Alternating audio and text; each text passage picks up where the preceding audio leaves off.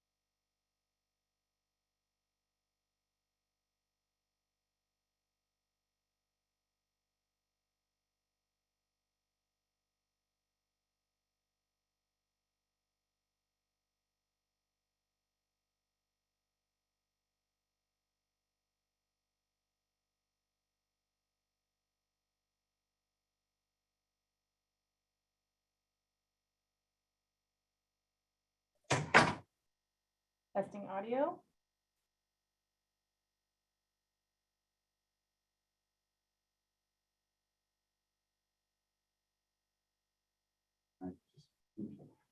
We were able to hear you. No echo. Thank you.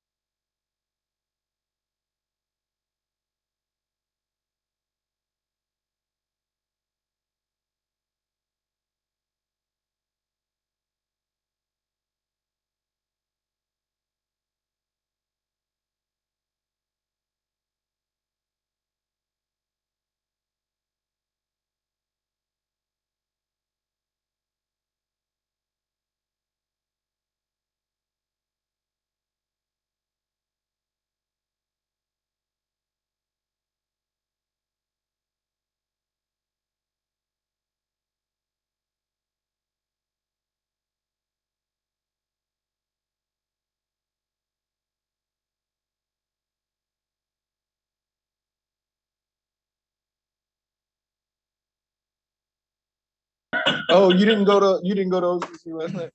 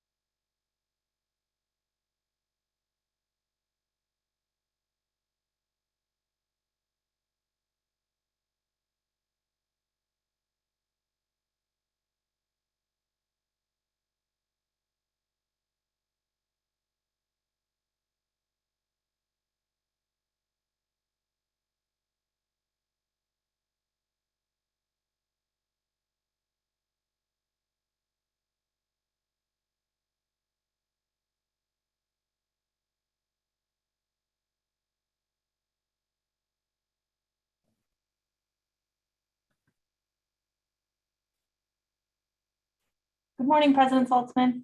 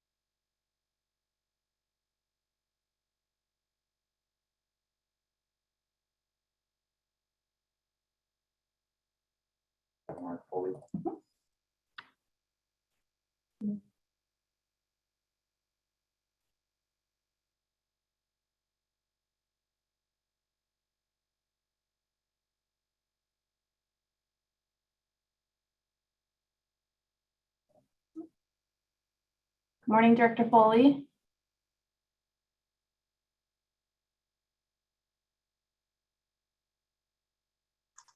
Good morning.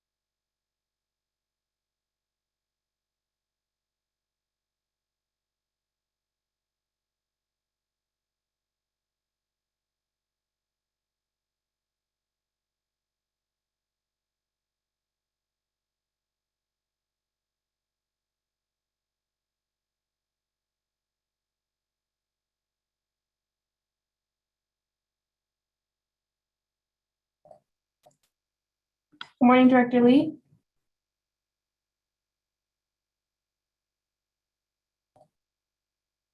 Good morning, Kelly. Hi, good morning.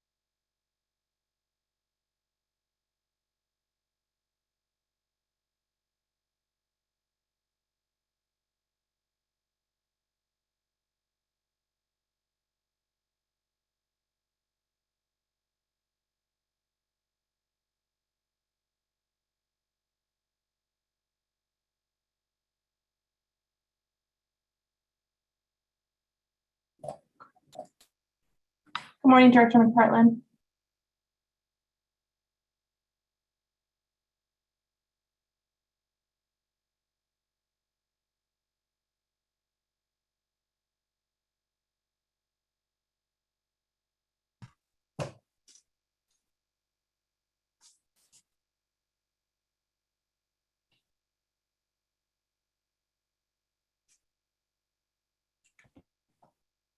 Morning, everyone. Good morning. Good morning. It looks like we just barely have quorum. I'll give folks one more minute. We're at 8:30 right now, and then we'll get started. A quick audio check, President Saltzman from the GM's conference room. Yep, we can hear you. Copy that. Thank you.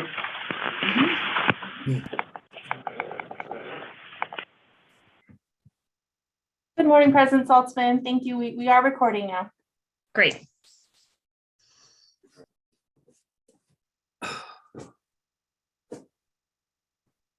Morning, Director Rayburn.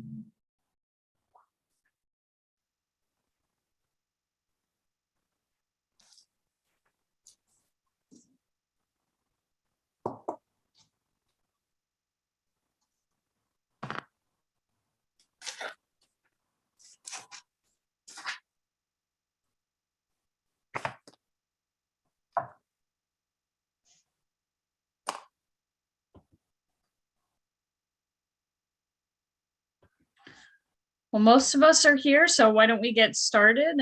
And District Secretary, can you call the roll? Yes, thank you. Director Allen. Director Ames. Here. Good morning. Good morning. Director Duffy. Director Foley. Present. Director Lee. Here. Director McPartlin. Here. Director Rayburn. Here. Director Simon. President Saltzman. Here. Thank you. We have a quorum. Thank you. Director McPartlin, would you please lead us in the Pledge of Allegiance? I would be delighted. Thank you. I pledge allegiance to the flag of the United States of America and to the republic for which it stands, one nation, under God, indivisible, with liberty and justice for all. Thank you. Well, I'd like to welcome everybody to our Bart Board Workshop, which is taking place today and tomorrow. And please note, pursuant to all necessary findings having been made by the Board of Directors of the San Francisco Bay Area Rapid Transit District for itself, as well as all subordinate legislative bodies, to continue remote public meetings in the manner contemplated under urgency legislation, Assembly Bill number 361. Public participation for this meeting will be via teleconference only. And for all the public who are joining us today, if you'd like to make public comment, you can do so on each item. If you've called in, you can dial *9 to raise your hand. And then if you're on the Zoom, or you're on Zoom on your computer, you can just use the raise hand function and you will be called on to speak on an item. So thanks for joining us. And before we jump into the rest of the agenda, I just wanted to announce, because we maybe have some people here today who weren't at our last meeting, that we do have coming up next week a special BART board hearing on Wednesday, the 16th at 2 p.m. on redistricting. It's an informational hearing and we'll take feedback from the public, and it will be really the first substantial time for the BART board to have a discussion about the proposed map. So please join us at that meeting. And now I will see if there are any introduction of special guests. Does anybody have any special guests to introduce? Seeing none, I will turn to the item number 2, the consent calendar. Do we have a motion to approve? So moved. Second. So we have a motion by Director Foley, a second by Director McPartland. So let's go to the vote. Director Allen. Director Ames. Yes. Director Duffy. Yes. Director Foley. Aye. Vice President Lee. Yes. Director McPartland. Yes. Director Rayburn. Yay. Director Simon. Yes. President Saltzman. Yes, Thank you. Motion carries unanimously. thank you. President Salzman, I Yes. checked the schedule and I think there's been a correction that the start time on the special meeting on the 16th is supposed to be 1300 or 1 p.m. There is a closed session at 1 p.m. I figured most of the public aren't interested in sitting on the Zoom with nothing happening there. So the 2 p.m. is when the open session will start on redistricting. So thank you. Technically, the meeting does start at 1 p.m., but the redistricting item will be at 2 p.m. Okay, thank you. So moving on to item 3, this is general public comment. So this is public comment for items not on the agenda today. So do we have any general public comment? Looks like we have at least one. So let's go to those.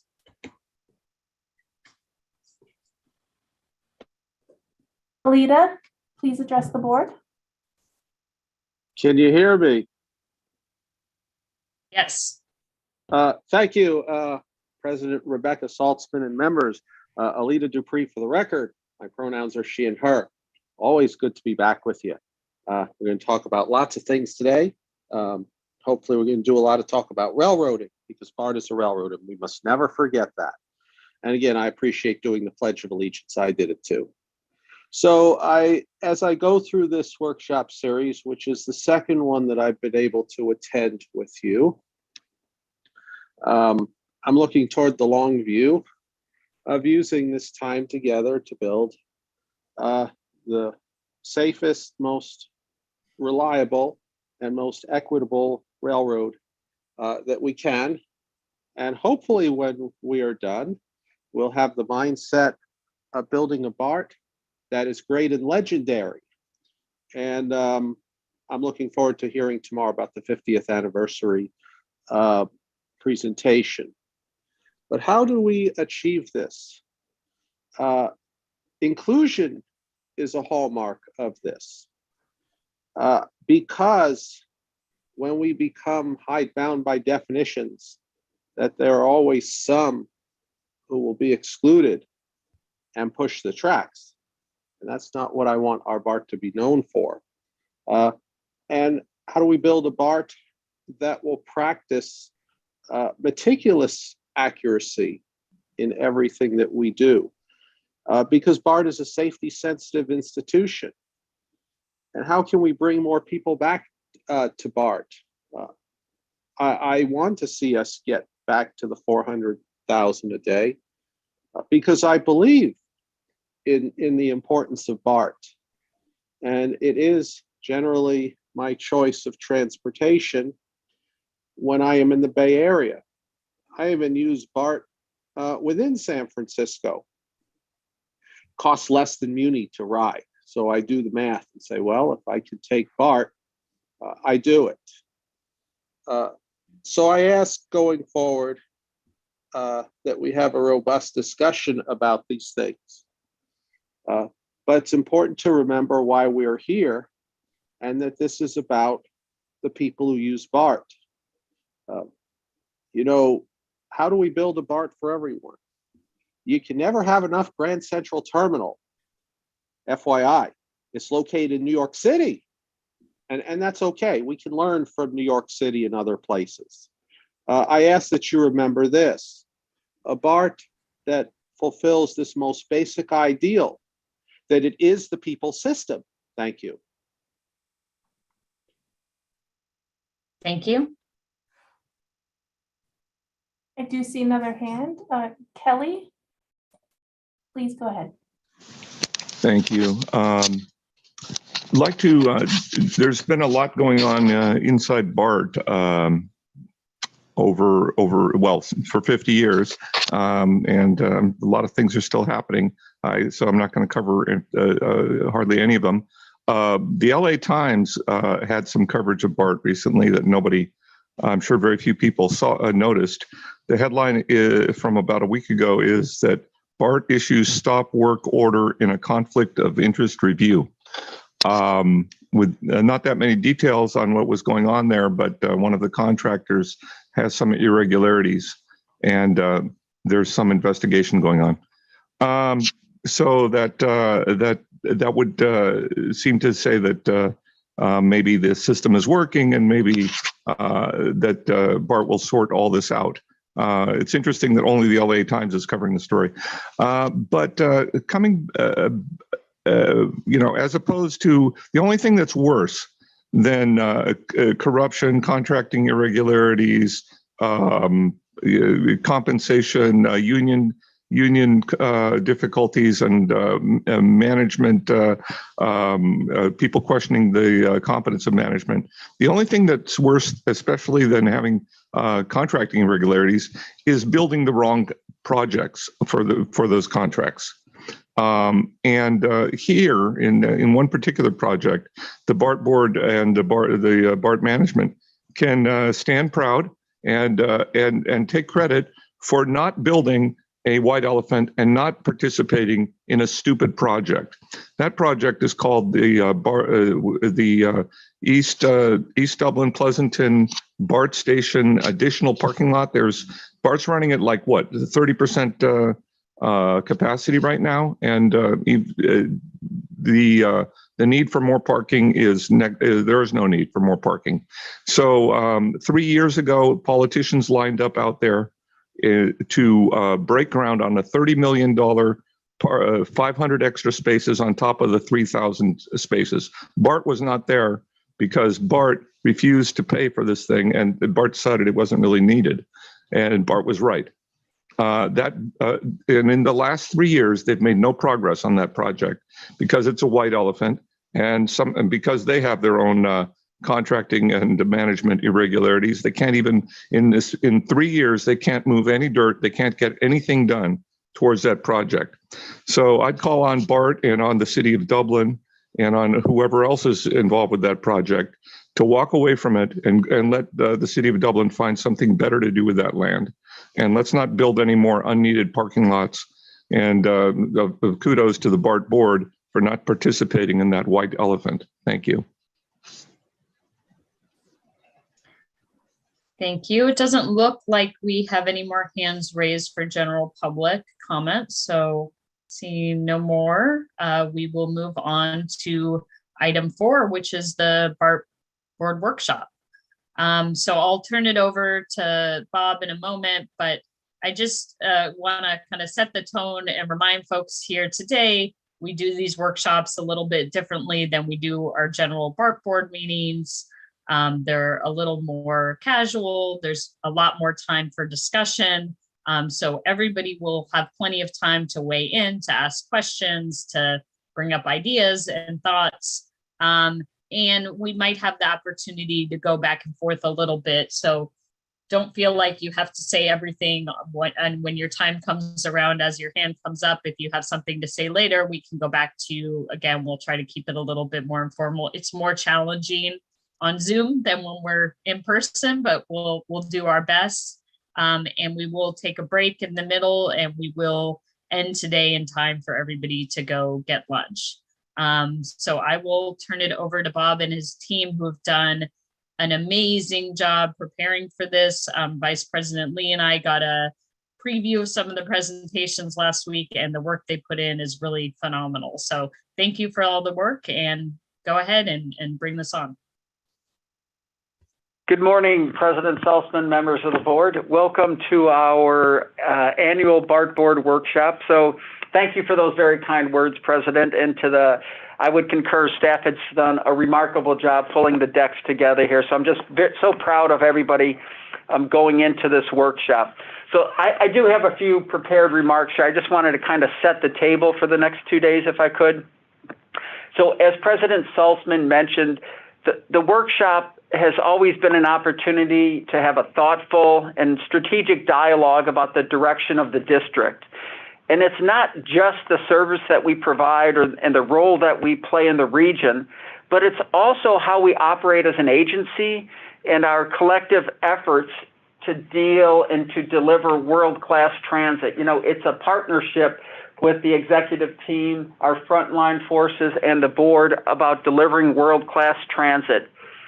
So calendar year 22 marks the 50th anniversary of BART serving the Bay Area. So there's to me, as I thought about this last night coming into this meeting, there's maybe 3 points that I would ask you and everybody in that conference room here to think about. The first one is, what would the Bay Area look like without BART? You know, over the course of this past 50 years. What would the quality of life be in the Bay Area without BART? You know, so those are kind of, looking back, but looking forward, what does the next 50 years look like in the Bay Area with BART? And what is BART's role for the next 50 years in the Bay Area? So kind of 2 looking back and 1 looking forward. You know, and as you think that through with our presentations here, you know, it's a very critical time for BART. I think we all can agree to that. The pandemic has had a massive impact on BART and every other transit agency in the world. We are finally seeing, in my opinion, some hopeful signs of recovery. You know, I think our ridership is starting to pick back up a little bit. We had a nice pickup, pre-Omicron, and then we fell off a little again, but it seems to be picking up a little bit more and stabilizing. So, the 2-day workshop agenda that we put together reflects our overriding commitment to improve rider experience and to navigate through our very, very challenging financial challenges, and really to ensure that integrity and equity is in everything that we do, right? So when I've had my discussions with the board, I've been very clear going into this meeting that, 1, it's about the rider experience. 2, it's about our financial, where we're going financially and our financial stability. And the third one was equity. Everything we do must have an equity lens going forward. There's a lot to do. I am encouraged. We made great progress during the pandemic, whether it was shifting folks to the capital program and improving and accelerating the capital program.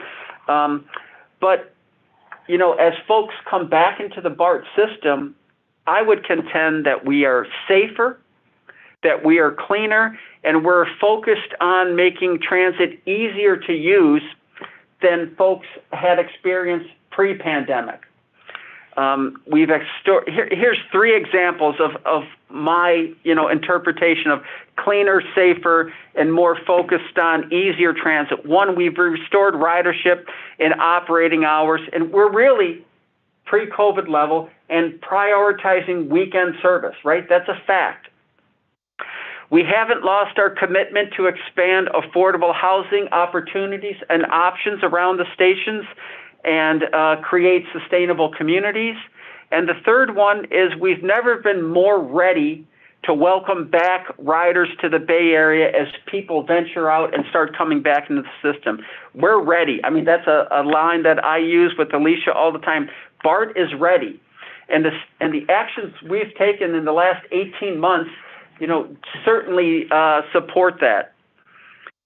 The historic level of transit investment, coming from the federal government gives me hope for the future.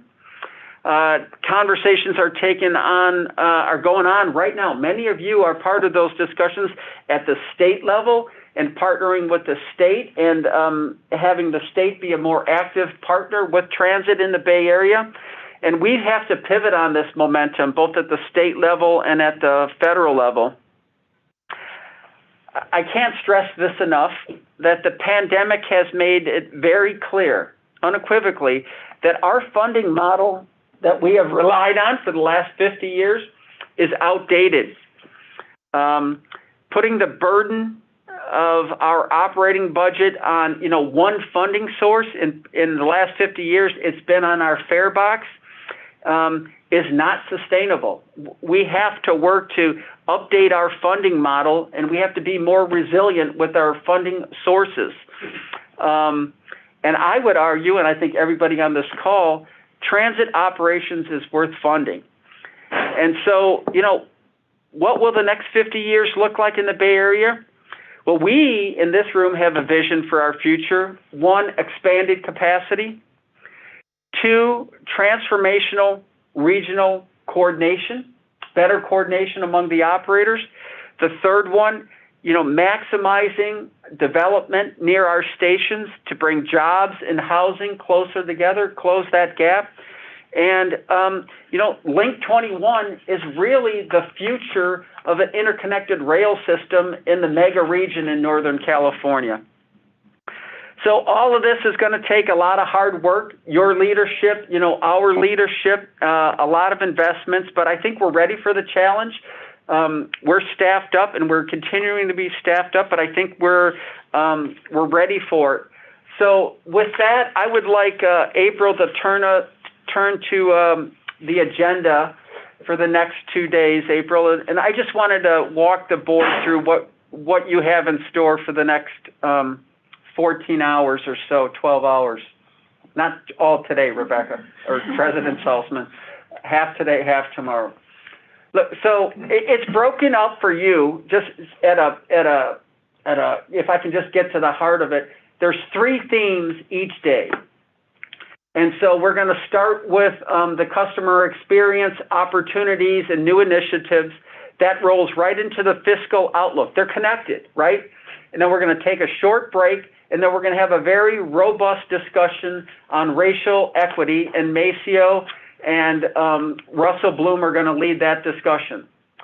And then tomorrow, the 3 themes are the regional coordination. I mentioned that in my opening remarks. A very short break, and then an update on our transit-oriented development, and then Bart at 50. And then we'll have some closing summaries, and we'll wrap it all up and, kind of where we're going. So with that, President Salzman, opening remarks from, those are my remarks, but they're from the whole executive team here. I'm going to turn this first section over, customer experience trends, to Rod Lee, Dave Martindale, and Alicia Trost with our guest from the Bay Area Council. Before you do that, it appears we have a public comment, and I'm not sure if it's on your introduction or on the next item, so if we could check. Okay.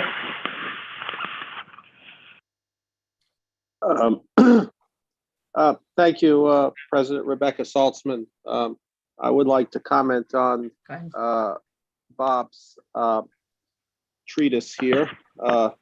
If with your recognition, let me know. Please do. I'm very appreciative of Bob's treatise this morning. And I think that I really like the idea of starting off our meetings with comments from our general manager, because I think this is really setting the tone for our meeting. And what Bob has said is really the things that I want for people to come back to BART. I want a BART that's more user-friendly. I want a BART that is easier for people to access. And I want a society where people don't feel compelled to be car dependent and to have to go out on the crowded highways. Because I believe that the solution is not in building more lanes of highway, but in building a better BART. I can kind of imagine what the Bay Area would be like if we didn't have BART. I don't know if it would be a community that I would go to as much because I value accessibility. I kind of have an idea of what the Bay Area would be like without BART, because I have seen New York City at times when the subway system, for various reasons, was shut down. And I wonder, what would the New York City region be like if the tunnels under the Hudson River or under the East River fail? It would be a very different place and life would be a lot harder. I am looking forward to an idea of different ways of funding our system. It is fare box dependent, and I am a fare paying rider of BART, and yes, I get reduced fare. It makes a difference. So this is our chance to look at different, newer, and better ideas. And yes, I think that Bob is the right leader for our system, and that hopefully these ideas will be taken and shared with other systems that we can learn from each other, because I use systems everywhere I go, because I don't have a car. I choose not to. So I think that I will sum it up with this, that the things that Bob has said are really reflective of this basic idea that BART is indeed the people's system. And I thank you. Thank you so much. So I don't see any more public comments, so I will turn it over to Rod to lead the next presentation. Thanks, President Saltzman, and good morning, directors. We will begin by presenting on the customer experience. I'm happy to say that we have a guest joining us for the presentation. Her name is Kelly Obranowitz. She's online, and she is the Policy and Regulatory Counsel for the Bay Area Council. And the Bay Area Council is a nationally renowned business advocacy organization and a great partner to BART. So we're glad to have her here. And she's going to present on January results that the Bay Area Council has on their return to transit poll, where they solicited input from employers throughout the Bay Area region. After Kelly provides the employer perspective, David Martindale, BART's Director of Marketing and Research, will review the January results from our Return to BART survey. Then he will discuss ridership trends in our marketing plan to rebuild ridership. To conclude the presentation, Alicia Trost, BART's Chief Communications Officer, will talk about our efforts to improve the rider experience and welcome riders back.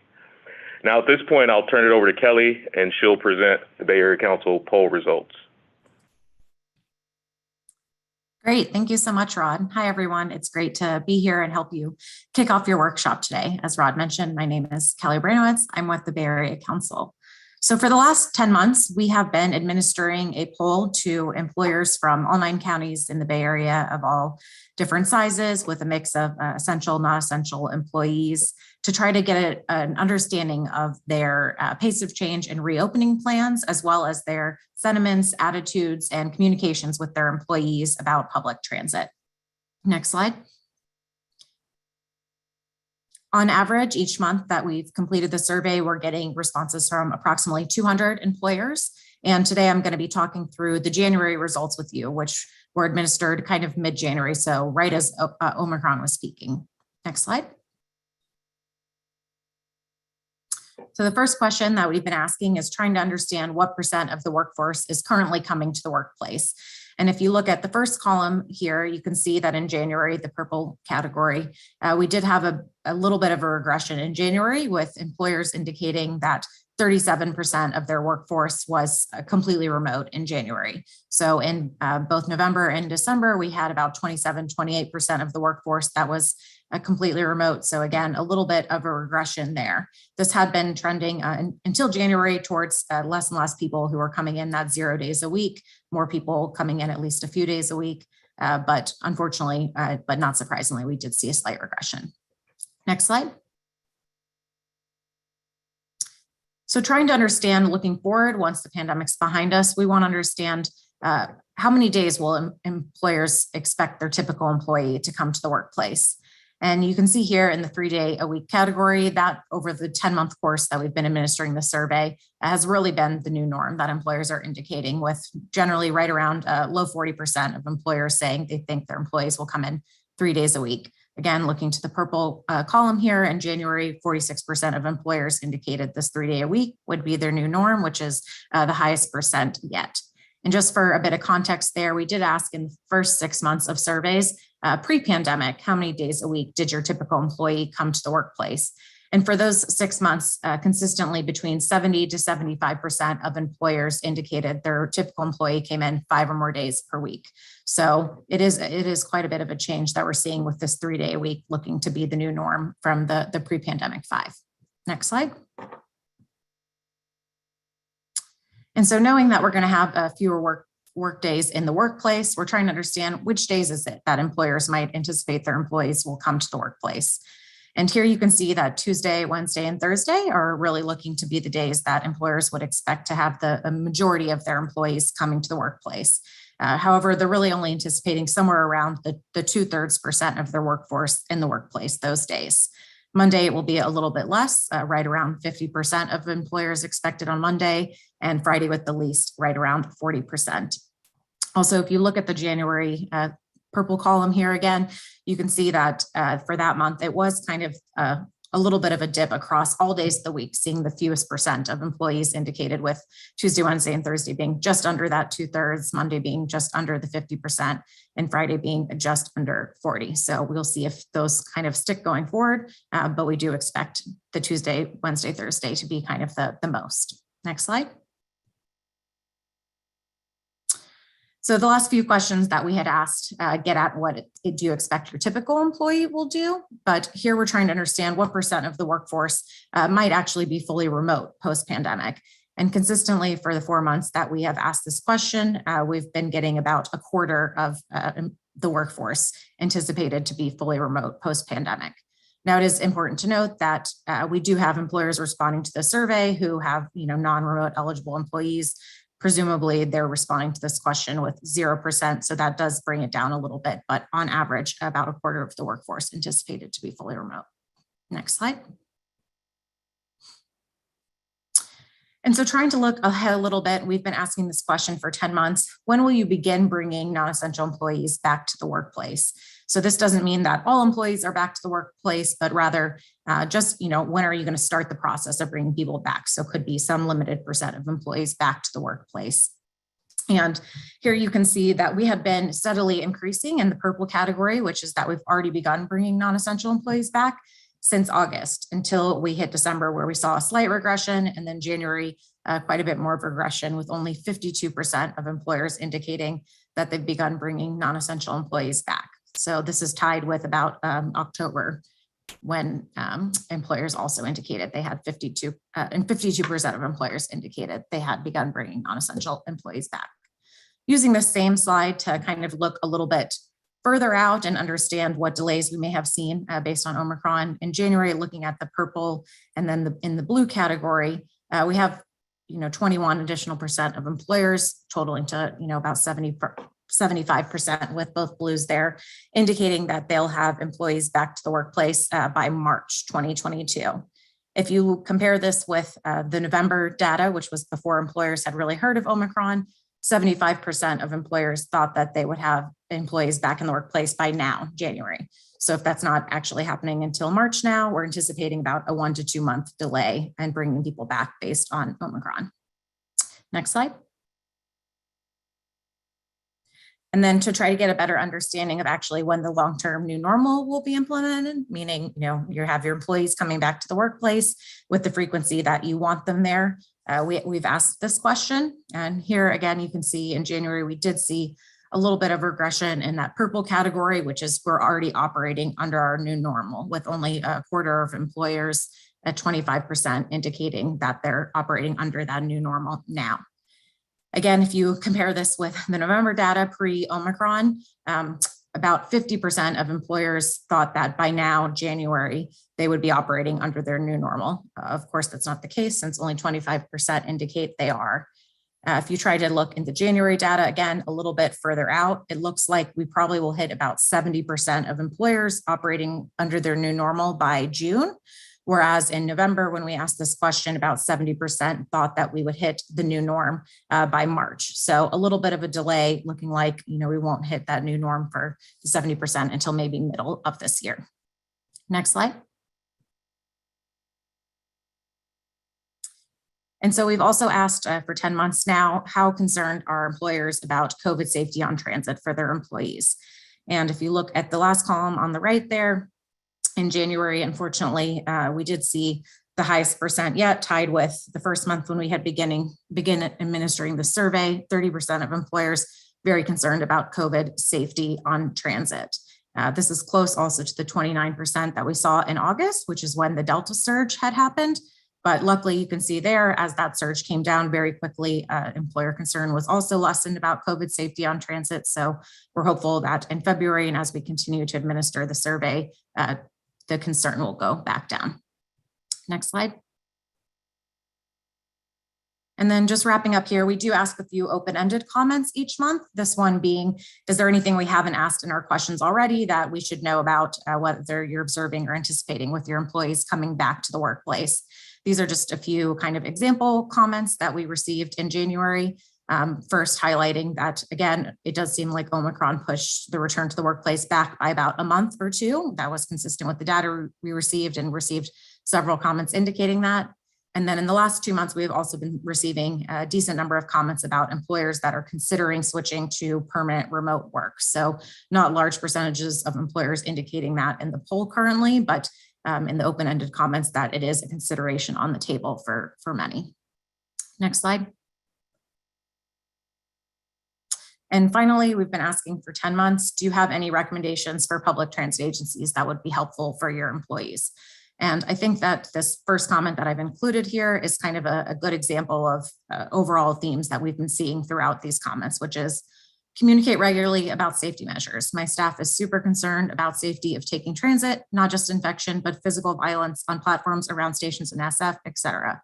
So employers have really been talking about not just COVID safety, but physical safety, and then wanting to ensure that transit agencies are communicating externally with the public about everything that you all are doing to make it safe for people. So I think that's kind of an overarching comment that shows what we've been receiving in this kind of feedback. Some of the other ones here, you can see just general COVID safety, about personal safety, like I mentioned. So that is all from me today. Thank you. Thank you, Kelly. Good morning, directors. Dave Martindale, Director of Marketing and Research, to present some of our own survey results. Just as the Bay Area Council has been surveying employers throughout the pandemic, we have been surveying riders and former riders. Our most recent survey was fielded in January. And in the survey, we found that among commuters who rode BART prior to the pandemic, 36% are primarily working remotely now. That's up 6 percentage points from October, likely due to Omicron. When things are back to normal, riders told us that 55% expect to ride BART about the same as before COVID, with 28% expecting to ride less and 16% expecting to ride more. The top 5 reasons for riding less are continued working from home, potential exposure to COVID, and then quality of life issues. And these were similar to the results we found in our October survey. In January, we looked more closely at weekend ridership since it is recovering faster than weekday ridership. In the past 5 months, 3 months, 55% of respondents have ridden BART on a Saturday and 42% have ridden on a Sunday. Top trip purposes on the weekends are visiting friends and family, leisure trips, and commuting to work. Next slide. One more. Next slide. In the January Return to BART survey, we dug deeper into weekend ridership. Weekend ridership frequency appears to be influenced, back. There we go. Weekend ridership frequency appears to be highly influenced by car ownership. Among those who ride BART approximately every weekend, only 29% have a car. And the more ridership on the weekends decreases, the more car ownership increases, as you can see from the chart on the left. The top reasons for choosing BART for their last Saturday trip was more convenient than other options, or they don't have a car. Next slide. Those riding BART post-COVID differ demographically from those who rode previously. They're more likely to be male, non-white, low income, and to not have a car. And we'll get more detailed demographic information again in the fall when we field our customer satisfaction survey. Next slide. One thing that we are focusing on is a data-driven approach to target current and potential riders, using data sources from performance and budget, as well as marketing and research. And we're going to continue to use data to fine-tune our marketing and communications messages. For instance, here on the chart on the right, we're looking at ridership recovery by station as a percentage of pre-COVID baseline. So you can see the stations that have recovered most quickly, Antioch, Richmond, both airports, but they are still not our top ridership stations. Our top ridership stations, for example, Embarcadero and Montgomery, number 1 and number 2 busiest, are still lagging percentage-wise behind some other stations that are recovering more quickly. So what we can do with this data is target locations where ridership is lagging to give it a boost, as well as locations where ridership is increasing faster to more aggressively increase ridership at those stations. Next slide. Another example of some data that we're looking at are busiest days. We found recently ridership has been strongest late in the week. As you can see in 2021, the chart on the right. The blue boxes indicate higher ridership days, primarily on Thursdays and Fridays. We think this was boosted by big events over the summer, particularly baseball games, and potentially in January, the holiday weekend, MLK Day. Next slide. So what we're going to do is use this information to target groups for marketing and advertising efforts. We're going to use data to determine where and when groups are riding. Some targets include commuters, both traditional and non-traditional, including students. With weekend ridership recovering faster, we're going to target leisure riders, particularly airport riders, as well as those going out to big events. And additionally, we're going to target younger riders, as students are driving some of our recovery currently as well. Next slide. I won't read all of this, but here are some of the efforts we've made throughout the pandemic to bring riders back, beginning as early as August of 2020, with a Welcome Back to BART campaign emphasizing safety and cleanliness measures. Of course, we promoted our 2021 Let's Go September campaign. We've also partnered with Fiji Airways to encourage ridership to SFO, and we've relaunched our weekend promotional ticket distribution using an online request system. Next slide. As we saw in the busiest days of the week chart, our highest ridership days correspond with events. We're going to be very proactive. We're going to continue to be very proactive to promote BART with attendees and partner with venues, including large community events when they resume. For example, on February 19th, the BART-mobile will appear in the San Francisco Chinese New Year Parade, the first parade we've done since the pandemic began. And we're also going to promote large events at local colleges and universities. Next slide. This year does present us with new promotional opportunities. As Bob mentioned, we've got the 50th anniversary of BART service to the Bay Area, which we will promote very heavily. We're going to continue to expand our weekend promotional ticket distribution using digital advertising to build weekend ridership and encourage a return to BART. And we're going to actively engage BARTable co-promotional partners as they reopen to grow ridership to sports and other events. Next slide. Other partnership opportunities include SF Travel, Visit Oakland, Visit Berkeley, Golden Gate Restaurant Association, plus the airports. We're going to promote partner events to encourage BART rides to fun events like restaurant weeks, other dining promotions, shopping promotions, and regional travel promotions. Additionally, we are going to host rider thank you events. Current riders are our most loyal riders, and they deserve to be thanked. And we're going to bring back rider thank you events throughout the year. Next slide. Additional partnerships include Bartable outdoor destinations, such as urban hikes. We have a meeting scheduled with the East Bay Regional Parks and AC Transit to coordinate on taking transit to regional park destinations. And additionally, we're going to partner with TOD developers to promote BART rides to tenants, both with information and promotional items to current tenants and welcome packs for new residents as they move into the TODs. Next slide. School and student outreach will be a big part of what we do. You'll hear later in the workshop about the regional all-transit pass pilot for 2022 with educational institutions. We are going to resume direct marketing to college students through partnerships with large schools such as Cal, San Francisco State, Cal State East Bay, and the Peralta colleges. We're also working to expand our free BART Rides for School Trips program for K through 12 students, continue fundraising, and increase outreach to schools to get students on board BART for their field trips. Next slide.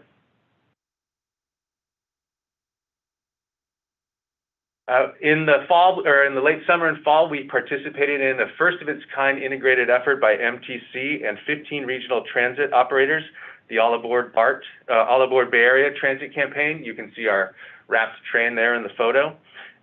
This campaign had creative in 5 languages.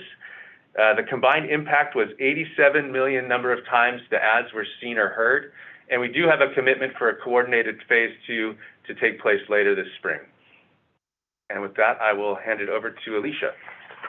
Hi, good morning. Alicia Trost, Chief Communications Officer. So BART staff has been working across departments to make significant improvements to the customer experience. And we rarely take the time to lay out how all these projects really do add up. There's going to be a lot of talk today about the need for stable revenue sources. But it's so imperative that we begin those conversations, and they are only conversations about possible options. But we want to make this really clear statement that our focus right now is providing high quality service first and foremost. We do a lot of listening, right? And that's really shaped all of these initiatives I'm going to walk you through. We listen through our customer satisfaction survey, the general manager's listening tour, all of the customer service comments that come in. And what we hear from our riders is these improvements that you're going to see us lay out today. Our riders want, first and foremost, safe, and that's personal safety, rail safety, and COVID safety. They want clean, reliable service, and that is what we are ready to give them. Next slide. So most important is returning to pre-pandemic service levels. That's what the riders want, right? They want the trains to come and to come frequently and reliably.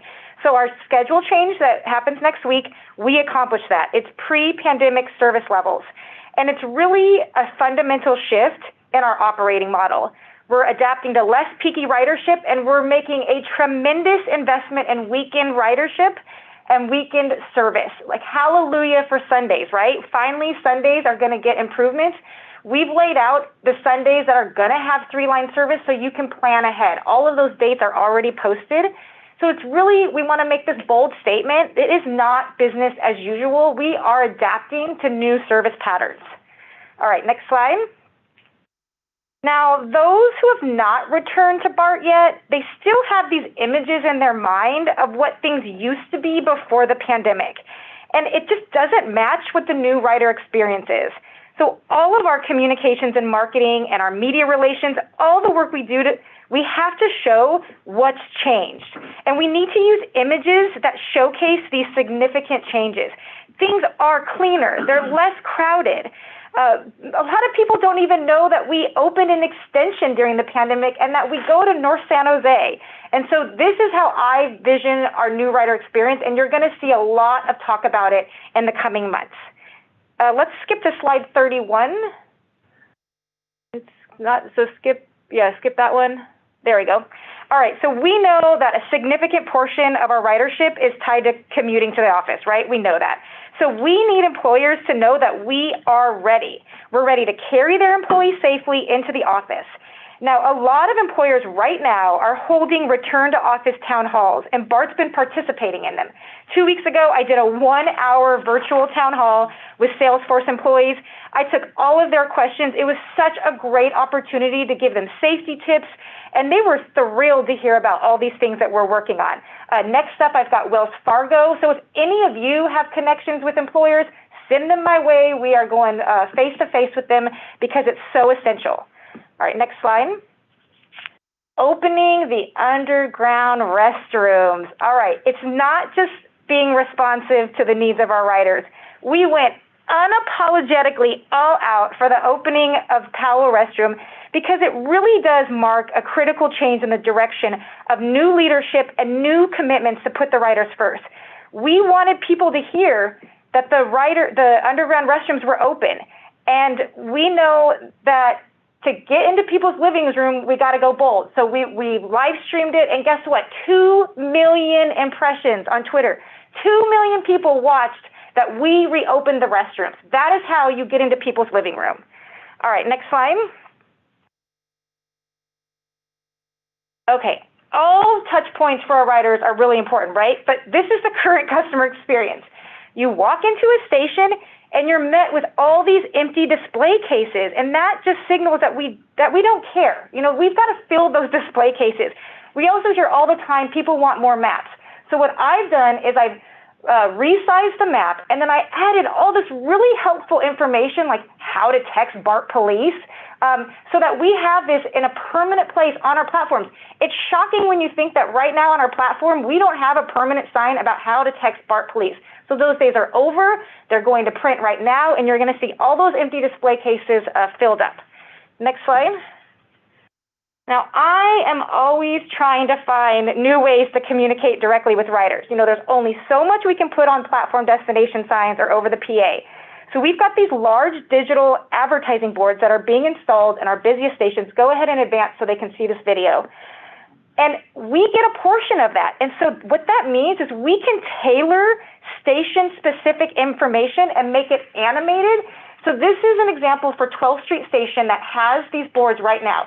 We can tell them the last trains of the night. We could trigger this to start like at 5 p.m. Oh, no, go back. Oh, no, okay. So what you're missing is at the end of the video, it actually shows after the last trains of the night that you can take AC Transit all-nighter. So it's a great way to also promote our partner agencies. All right, next slide.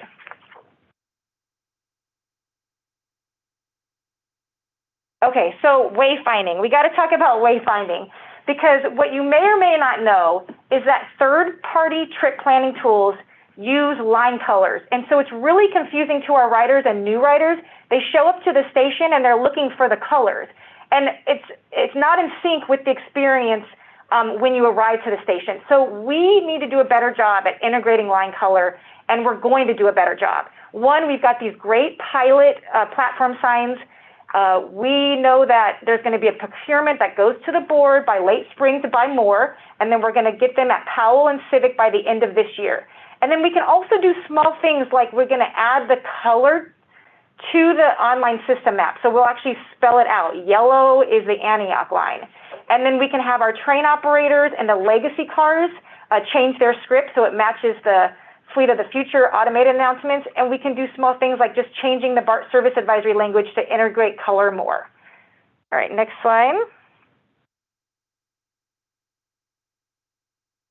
So line diagram maps are really popular across the world, really, and we don't have them at BART. And so I'm going to work with the district architect to pilot this concept, and we want to do it at Montgomery and MacArthur. MacArthur is complicated, right? There's more than one platform. There's a lot going on. The signage is so outdated, and then we will get feedback and see if is this helpful or is it actually confusing because it doesn't look like our map. But at least we're going to try. And I just have to be really clear that there is no capital project for these types of signs. So this is just a tiny step in seeing if this is helpful information. Next slide.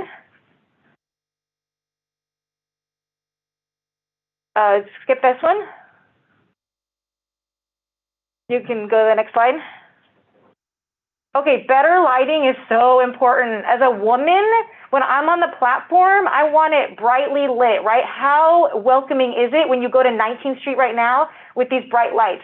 So we are upgrading the lighting at our busy stations. We don't take the time to celebrate it, but we're doing it. And so here's a great picture of Embarcadero to show you the transition. You can see some lights really pop while the other ones still look dingy. Well, we're replacing that. There's some supply chain issues, but we are doing it. And that is a great safety improvement. You can go next slide. A lot of our riders tell us they don't know what to do in every situation. We also haven't taken the time to introduce our riders to all these new safety staff when you think about it, like our ambassadors and our crisis intervention specialists. We sort of have to roll them out to our riders. And so this poster we've just made, and we're gonna post it up, and this idea about a welfare check. What do you do to get a welfare check? And it also helps promote our new progressive policing efforts. I also want to take the time to translate a lot of this material for those that don't speak English, because it is so important that we do that. Next slide. Okay, we got to talk crime stats, because you hear a lot about crime everywhere and on BART, but in reality, we don't take the time to show people that there has been a significant drop in crime even before the pandemic. Yes, it's to be expected that there better be less crime when there's fewer riders. But this chart clearly shows that what the chief is doing is working, and that the drop in crime started well before the pandemic.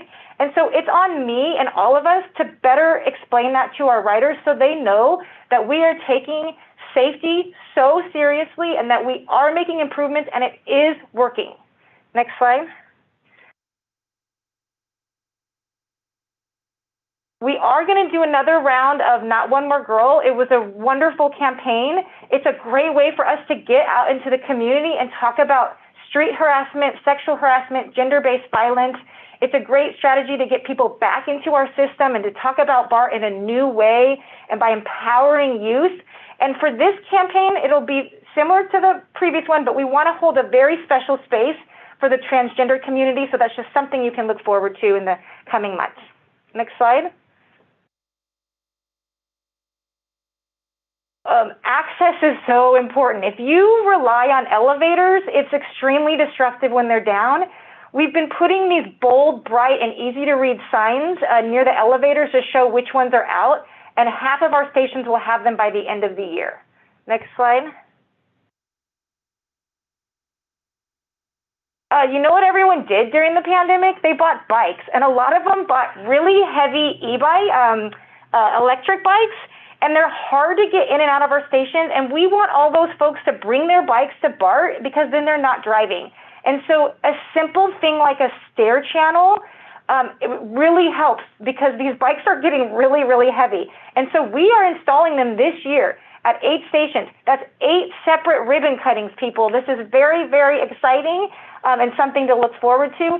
It is a new design. We've gotten a lot of feedback. People don't like our current bike stair channels. So know that it is a new design, and we'll get it at 19th Street first, and we'll evaluate it to make sure that it's working for people.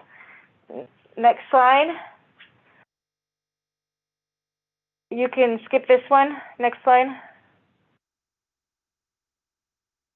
Okay, so we are leaning into scooters. We are embracing scooters because it's a great first and last mile solution. When you go to our trip planner, you can now plan a trip that shows just how easy it is to not bring a car to BART. This is a perfect example. If you were to take a scooter using BART to go to Chinatown, you can hop on Muni. You can take BART, then Muni, and then a scooter, and it shaves 10 minutes off your trip. If you were to walk, certainly way faster than if you were to drive. And so this is just a great way of how we're being innovative with our app to try to promote transit, and not just that, other transit systems. How does BART work with AC Transit and Muni, and then now with a scooter as well? Next slide. I just about did a backflip when I heard we were doing this. I still can't believe it. It's so shocking because our riders have been stuck with this and our station agents have been stuck with this from the beginning. Our ad fare machines are going to take credit cards. Hallelujah. That means you can pay for parking with a credit or debit card. And not only that, you can tap to pay. What a modern experience that people have not experienced at Bart. You're used to it at Nordstrom's and all these other fancy places, and now you're going to get it at Bart. It's coming in March. We've picked 11 or 12 stations to roll it out. We're going to test it for about a month, and then everywhere is going to get it. It's so exciting. And to end on, next slide. And to end on a really fun note, yes, we are on TikTok. And you know why? Because Gen Z, they don't want to drive. They want to take transit. So let's give them a reason to celebrate and love Bart. TikTok is all about trends. If you get people excited about something, they will come and they will buy a ticket. They will come to Bart. They will film themselves on Bart. And then other people will do it too. And so this is hilarious because since mail out, we went from 11,000 followers to 13,000 followers since mail out because we posted about Among Us. Y'all don't need to know what Among Us is. Don't worry, we do, but the kids love it. So just wanted to let you know that we're trying new things. It's also a really great strategy for hiring and recruiting, especially the next generation of our employees, especially engineers, right? So to come is some really cool features on our engineers because we need help recruiting our future generation. So there you go, super fun. Want to get you excited about the future. We're gonna open it up to conversation and discussion now. Thank you so much to all of you. That was a great presentation and very exciting. First, we'll go to public comment, and then for directors that want to speak, please raise your hands, and I'll go to you after public comment.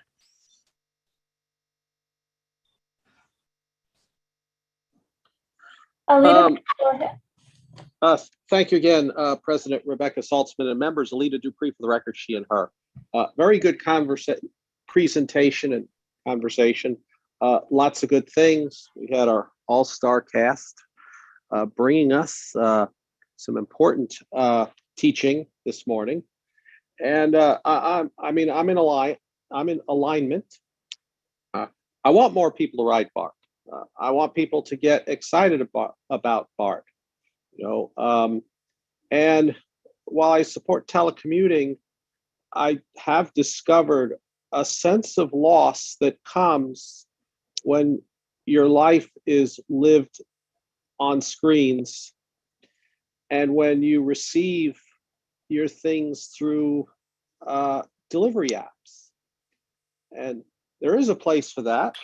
I like having all the heavy stuff brought to the house because it's hard to lug jugs of water and cans of baked beans on the bus.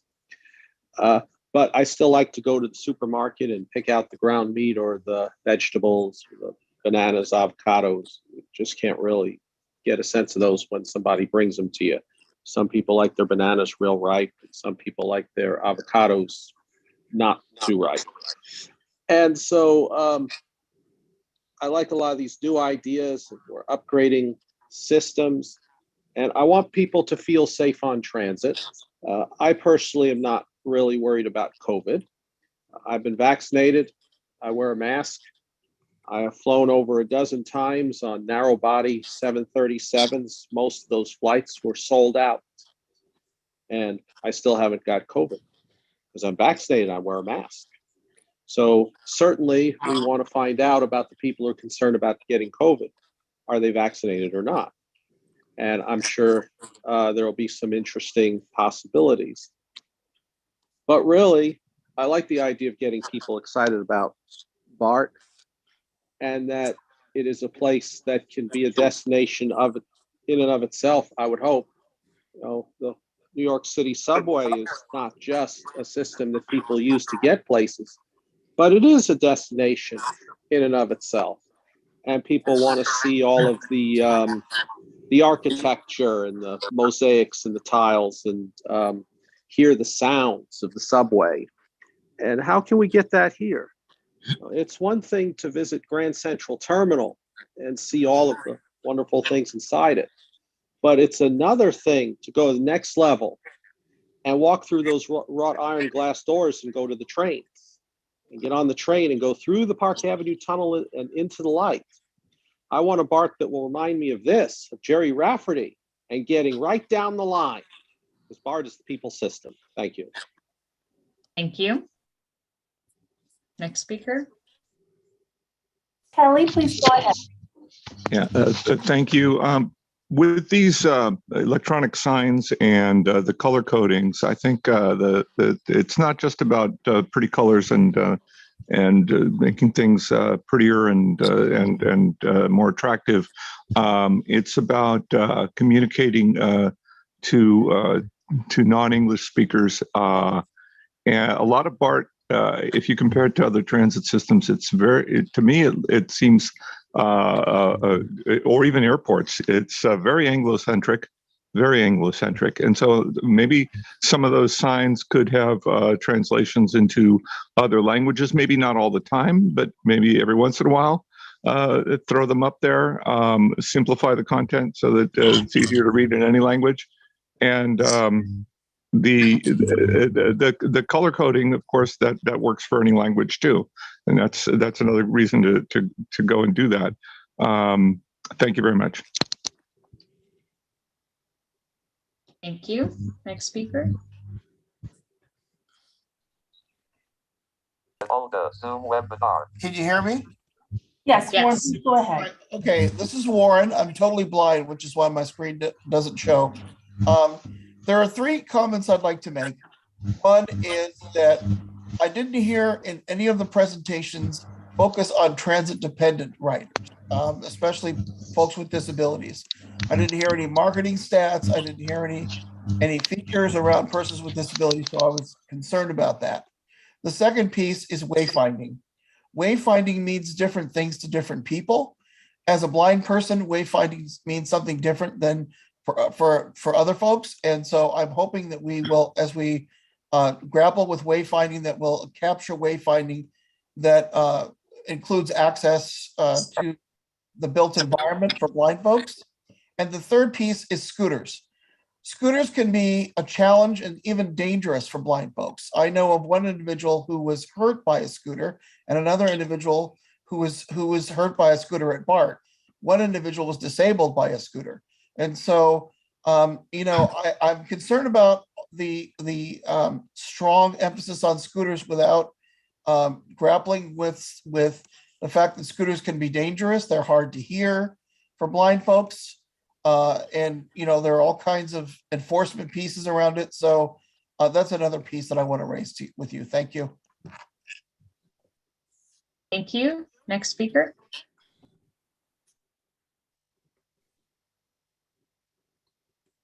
Raul, please go ahead.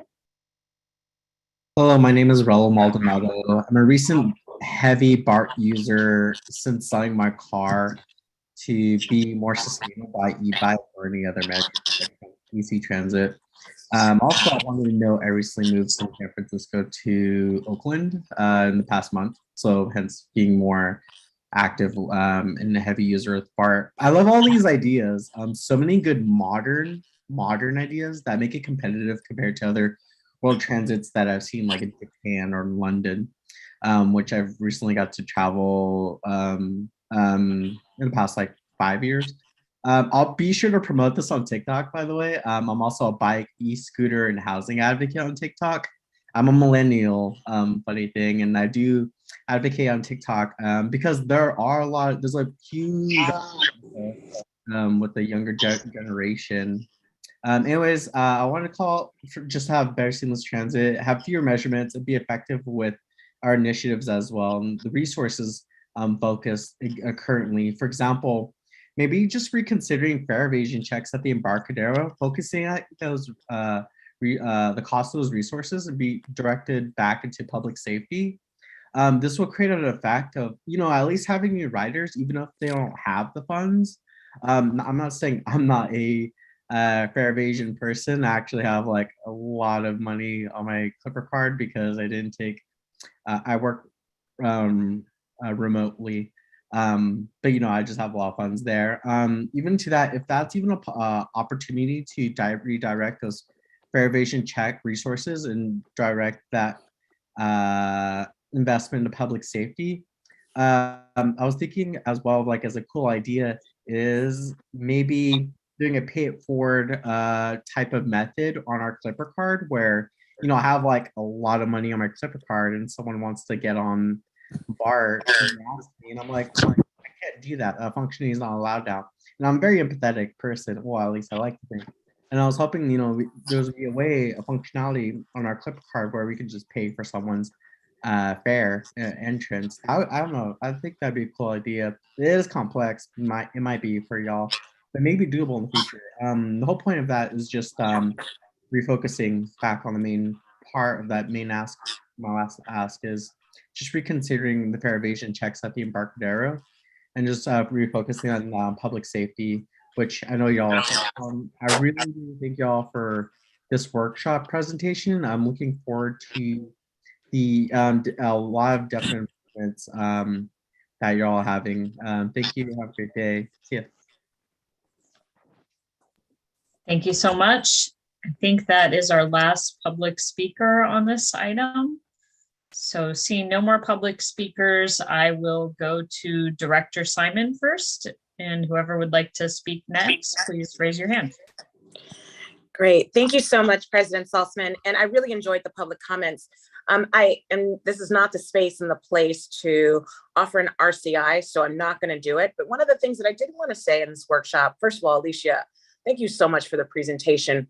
And my comments, while I'm wildly so happy about the new lighting, I see it every single day at 19th Street. And I think, the advertisements look great.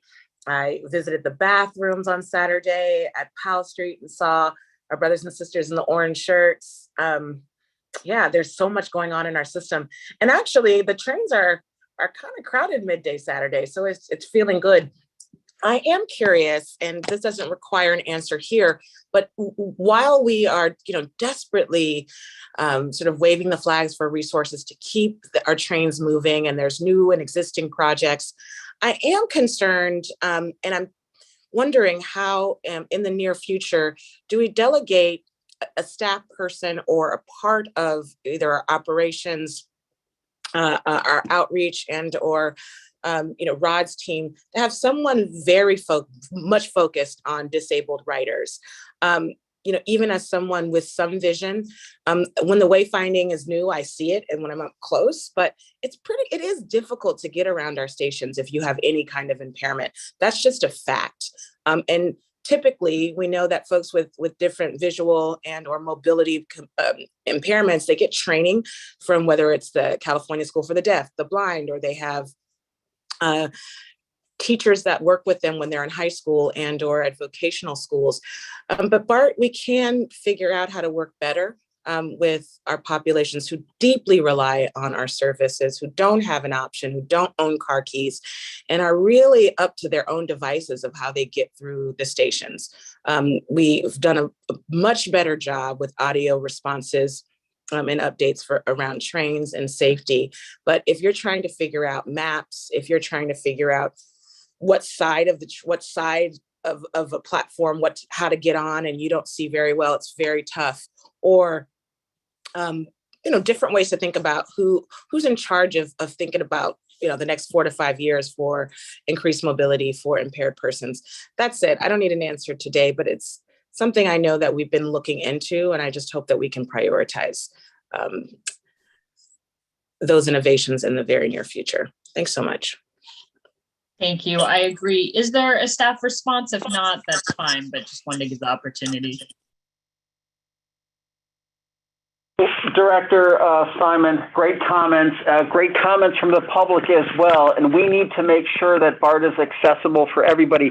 We have Bob Franklin, who is the head of our accessibility efforts within the district. We have the BART Accessibility Task Force. So we'll take that comment, and that's what this workshop's all for, to get the feedback in. And I'm sure Bob Franklin's listening, President Saltzman.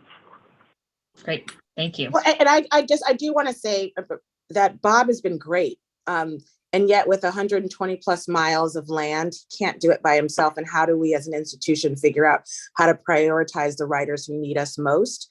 It's going to take more than one FTE. And I know that we're focused on this and it's a priority of yours, Bob, but really interested in figuring out ways to support both the task force and our staff person to elevate these efforts. That's all. Thank you. Copy that. I'm with you. Thank you. Director Lee? Thank you so much, President Simon. I just have to say, staff, you've put together an incredible presentation here. I'm really, really excited actually for what's to come. And I can't say I've felt tons of excitement in the last couple of years. I think, the service change was really exciting last summer. And I think this is another spot of excitement. I really appreciate the thoughtfulness and how you presented everything. And this was something I had really pushed staff to do earlier this fall, if you recall, because this was pre-Omicron. We were seeing really good trends. We were approaching 30% pre-pandemic weekday ridership. And we know we have very ambitious budget goals. And I really wanted to see a data-driven account and new ideas, bringing back some of those, if you recall, the 2020 board workshop 2 years ago, which was like weeks before the pandemic. We had all these exciting ideas. We launched the Let's Go branding. I wanted to bring those ideas back, but also do it in a smart data-driven way. And I feel like staff, like you've really hit all the notes here. I really appreciate the presentation from Bay Area Council for us to better understand where we are now. And the reality is, and I think I'm really saying this for the public here, the reality is there's no sort of post-pandemic world like we had originally imagined. And I think this fiscal year really differs from the first pandemic fiscal year 21, in acknowledging that we aren't going to get back to the same fare box recovery rate. And, I know that's a scary thing for you, General Manager, to say, but that is the truth. We aren't going to have the same revenue source pie charts that we once had. And we cannot expect, as we saw all the data from Bay Area Council and their employer-driven, surveys, we cannot expect commuters to be 5 in-office days a week. This is a very different world, and I really appreciate the thoughtfulness and the very rider-centered approaches. And I will say my comments are just simply to say, great job, let's keep doing that. And I'm really excited to work with staff to, present to different organizations and different communities to really show what BART is doing to really bring back riders to a cleaner, better, safer, more convenient system for them. Thank you. Thank you. Director Foley? Thank you, Madam President.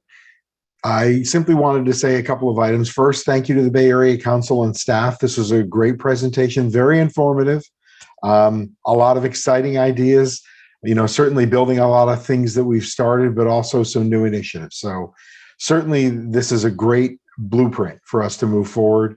And as Director Lee mentioned, really helping educate our existing riders or past riders about the changes that we're undertaking. I did want to support Director Simon and Warren Cushman and the focus that we need to place on improving the experience for transit-dependent riders. Really, I think that it's important for us to leverage all of our resources, including our BART Accessibility Task Force. I know we mentioned that, but that's a key really for us to understanding what the impacts of what we see as a simple change could impact others. So certainly let's focus on that area. One of the takeaways I have from this, and it's something that we've kind of known, but I don't know how much we're saying it, but really there's been a shift in what our ridership is going to look like. My employer is expecting folks to come back 3 days a week, maybe 4, but that's 20 to 40% of ridership that may not come back to BART. So I think it's key that we look at shifting to those non-work riders and really trying to emphasize expanded service where we can bring those folks in. Evenings, weekends, non-commute directions. I think we need to do as much as we can to encourage that segment of the Bay Area population to use BART for the non-traditional core rider that has been a work rider. So I do think that this is another example of where we need to change that direction. One other area that I wanted to just sort of throw out there is around the ridership to the airport. I think we need to find ways to ensure that that is cost sensitive, but also that it is reliable and the frequency is right, especially for early in the morning and late at night. I think that we need to make sure that we're as open and welcoming as we can be for riders that may be coming from a different country, and how could we be there as their next leg in their journey when they arrive at Oakland or SFO. And lastly, parking lot safety. I know that we've improved lighting, which is great, but I think that we need to also look at, are there opportunities for us to make parking lots more safer in the evenings? I think that there's a concern out there that, if someone's an individual walking alone to their parking space on the 3rd floor of a parking garage at 9 or 10 or midnight, what are we doing to make sure that that rider experience is as safe as it can be? So those are sort of my initial feedback, and I appreciate the great presentation. Thank you. Thanks so much. Director Ames. Oh, Bob, did you have something to say? No, ma'am. We were just making sure we're commenting as Director Foley was talking, making sure we're all on the same page. That's all. Okay, I saw your hands. So, Director Ames.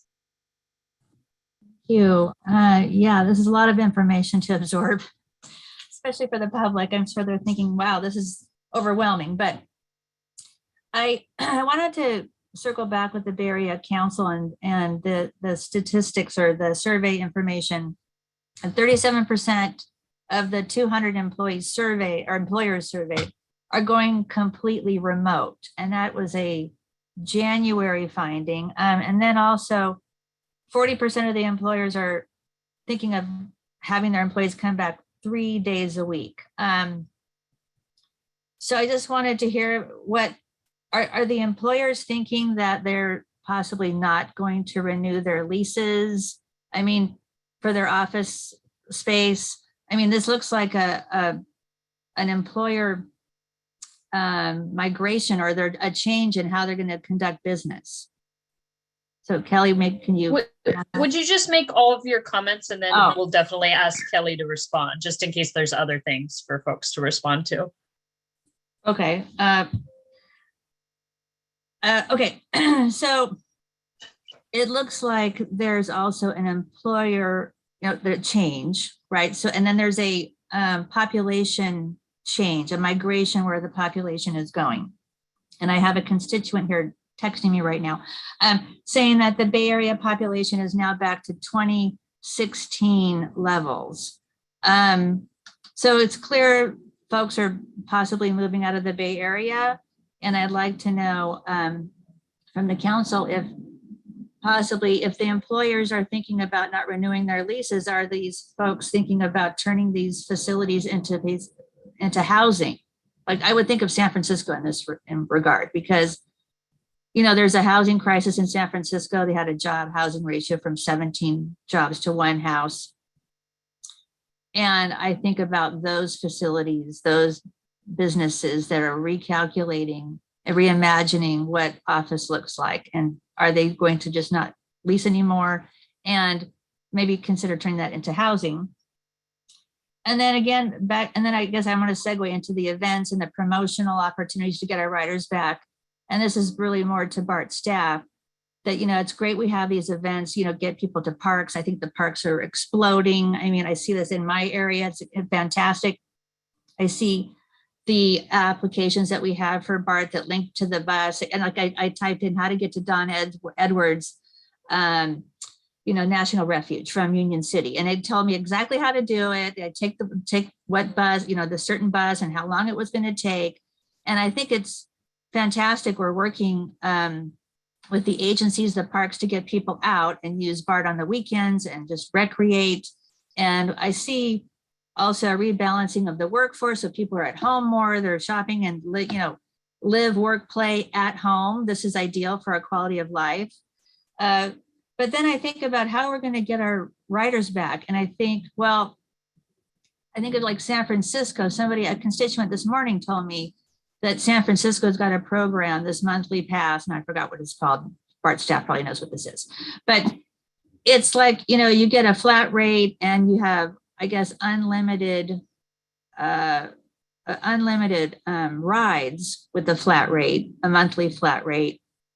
And I think that might be, I just like to know from the Bay Area Council point of view too, and staff, if we did a promotional rate where we're trying to get the riders back, they're only coming back 3 days a week.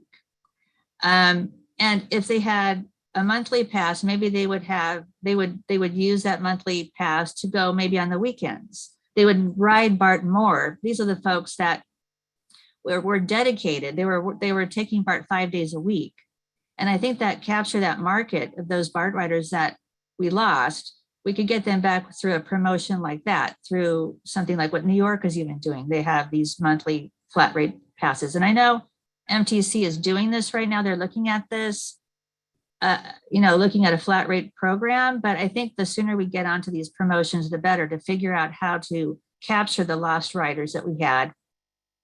And then capturing the new riders, the younger riders, I think we're doing great on the promotions, but the people that are driving, I mean, these are auto-centric folks that it's hard to give up their cars.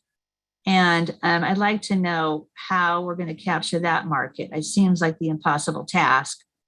But I do believe those people that are driving are likely going to say that BART is not clean or safe and not reliable. They're fearful of public transit possibly. So we do need to keep pursuing that mantra and that actually seeing the difference, seeing that we're safe. Steam cleaning our stairwells, for example. More lighting. I think we still need work on that front as well. So that's a lot of talking. I'm sorry, Rebecca, President Saltzman. I tried to capture everything. I feel like it's overwhelming to say all this at once. So please respond, staff, if you remember what I said. And we will revisit these issues, throughout the year. So this won't be your only opportunity. So why don't we go to Kelly first, and then go to Bart staff. President Saltzman, President Bob Powers, Bart General Manager. Hey, Kelly, we'll take on the monthly pass questions or comments that the director had, because they're covered in Pam and Mike Eisman's deck. So we'll have a good discussion with that in the next item, Director Ames. Great, sounds good. Well, for the other questions here, I think the first one is a clarifying question. So the 37% that I cited about workforce being remote, that's a right now percent. So we ask, what's your best estimate at the percent of your workforce that's coming into the workplace? 0 days a week, 1 day a week, 2, 3, 4, 5. And employers, aggregating all of the responses together, came in with 37% of the workforce being fully remote today.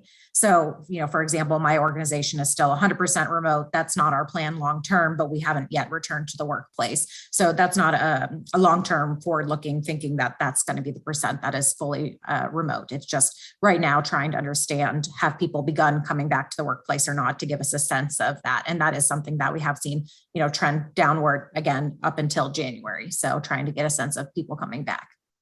With the 3 day a week norm, sorry, did that clarify the first? Yes, okay. With the 3 day a week norm, that's correct. We've seen over the course of the 10 months, right around 40% to mid 40% of employers have been responding that 3 day a week is going to be their new norm. So that's not the percent of the workforce, but 40% of employers filling out the survey think that the 3 day a week will be their new norm. So you have, percents on either side, but it really is just to show that shift from the 70 to 75% who had 5 or more days a week pre-pandemic to now looking like, it's going to be more spread out, with the most coming in 3 days a week.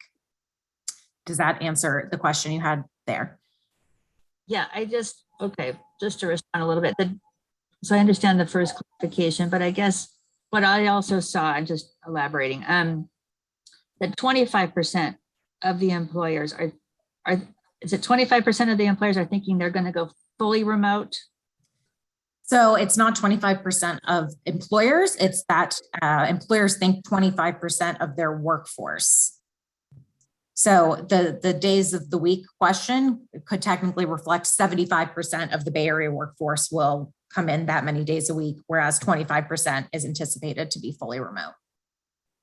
Okay, so I guess, thank you. So I guess the question is to the council, just trying to get a handle on this, because it seems like the businesses are maybe considering not renewing their leases. I mean, this is what I would be doing if I had all these employees that want to work from home.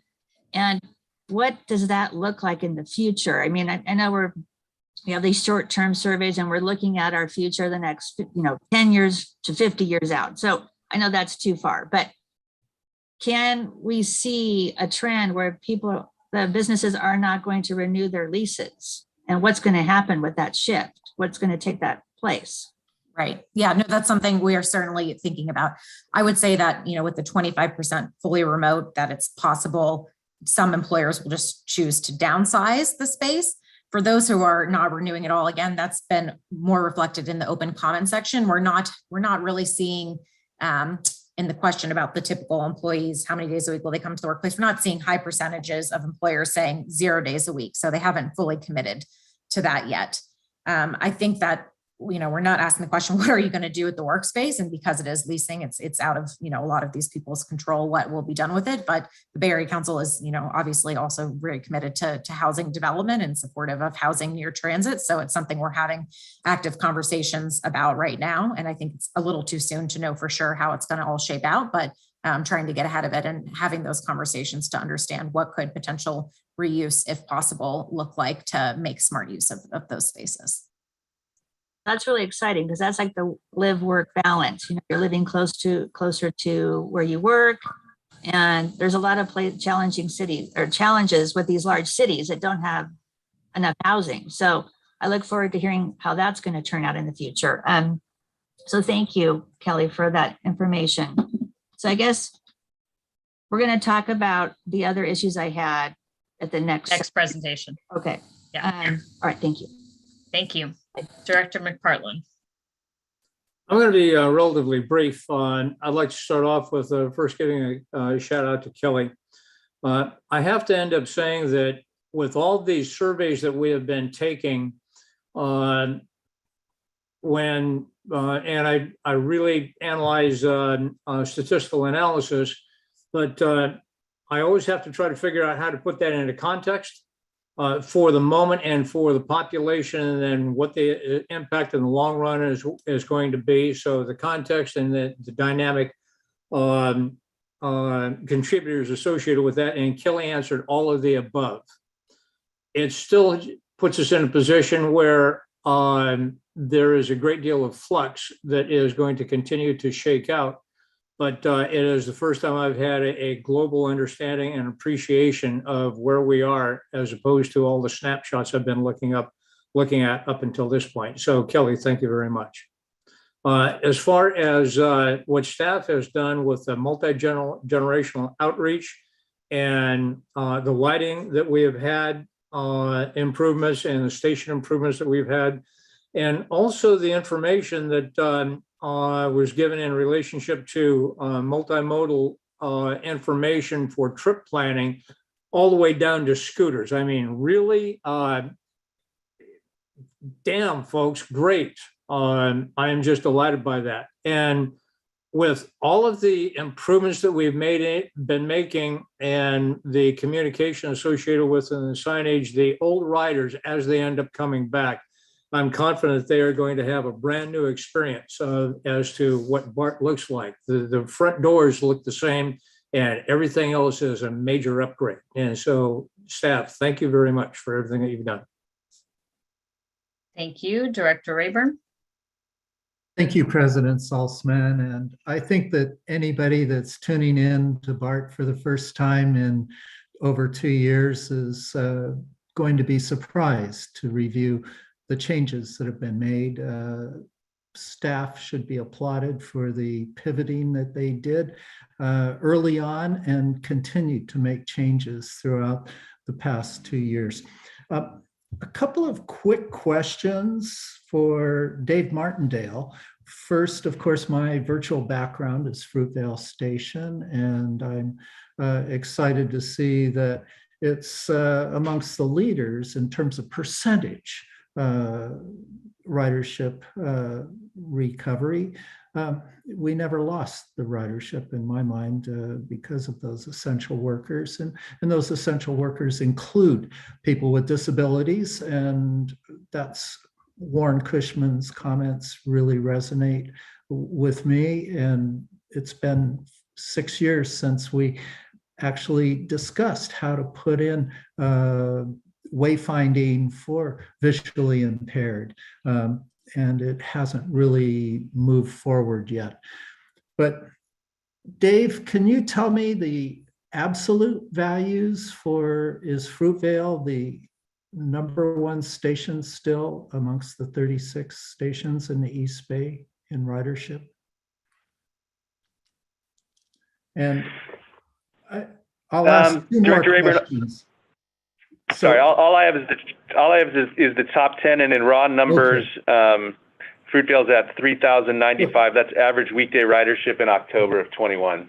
And I think I know that's higher than 19th. 19th is still a ghost town, as well as it's a center of construction, although all the openings are, with one exception, reopened. Also, I have a question about the regional all-transit pilot pass for the colleges and universities. Will that replace things like the Gator Pass at USF? All right, Director Mike Eisenman here. We'll be talking about the fare pilot in a little more detail tomorrow. But it is closely related to the Gator Pass that we built on that framework. And the survey that was done by Bart in January, was that taken inside the paid fare area, or was it reaching out to past customers? It was an online survey to a panel from our passenger environment survey database. It does include current and former riders. Okay, thank you very much. So I can assume that many of the people that were surveyed may not have been on BART recently to see the profound changes that have been made. There's still lots to be done, however. Thank you. Thank you. I don't see other directors in the queue, so I'll make some comments now. First, just want to thank everybody who presented today, and especially Kelly for taking the time to join us. There's obviously mixed news here, some really exciting things and some concerning part about, where our riders going to come from. But I think what we're seeing here, both from the data that Kelly presented and from the surveys of BART riders, is we're just going to have to keep focusing on these off-peak weekend riders, people not trying to commute to their office. It's important to remember that even for a business that goes 100% remote, that might mean that they don't lease an office space anymore, but that doesn't mean that their employees never have to do anything in person. So it might mean they might have some meetings at coffee shops, or they have, a monthly staff meeting in person in some conference space. They're still going to be moving about the Bay Area, not stuck in their homes all the time. So I think we're going to have to get more creative, because sometimes those riders can be harder to capture because they're not, trying to avoid that traffic every day, and they might be willing to once a month sit in the traffic. So we have to figure out how to get those people on BART too, and to think about BART for going to meet somebody for lunch, or to do the kind of informal work things that I think will become much more important now than they were a couple of years ago. So it's not just the people doing leisure trips, but thinking about how people will be working differently and how they can use BART to facilitate that.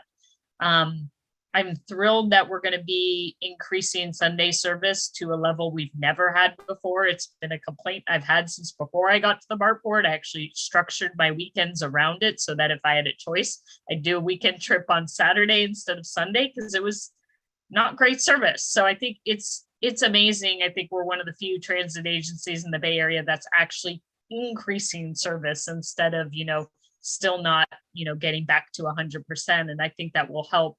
And all the marketing things you've talked about, that's excellent. And we should continue to focus on all of that. In terms of everything that Alicia presented, I talked to a reporter last week about us reopening the restrooms, and he was grilling me about what had changed at BART since, I tried to do this 5 or 6 years ago and we hadn't gone in there.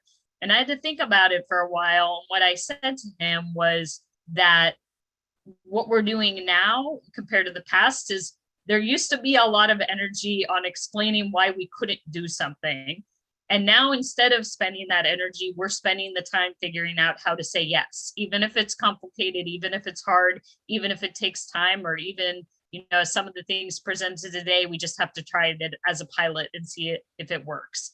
And I think so much in that presentation, like reopening the restrooms or adding credit cards to the ad fare machines, these things can seem little, but they're really big. So I think we should figure out how to market that in terms of, you've been asking for this for a long time. We're finally bringing it to you, just kind of overall, since there's so many things we're doing, it can seem overwhelming just trying to package that together.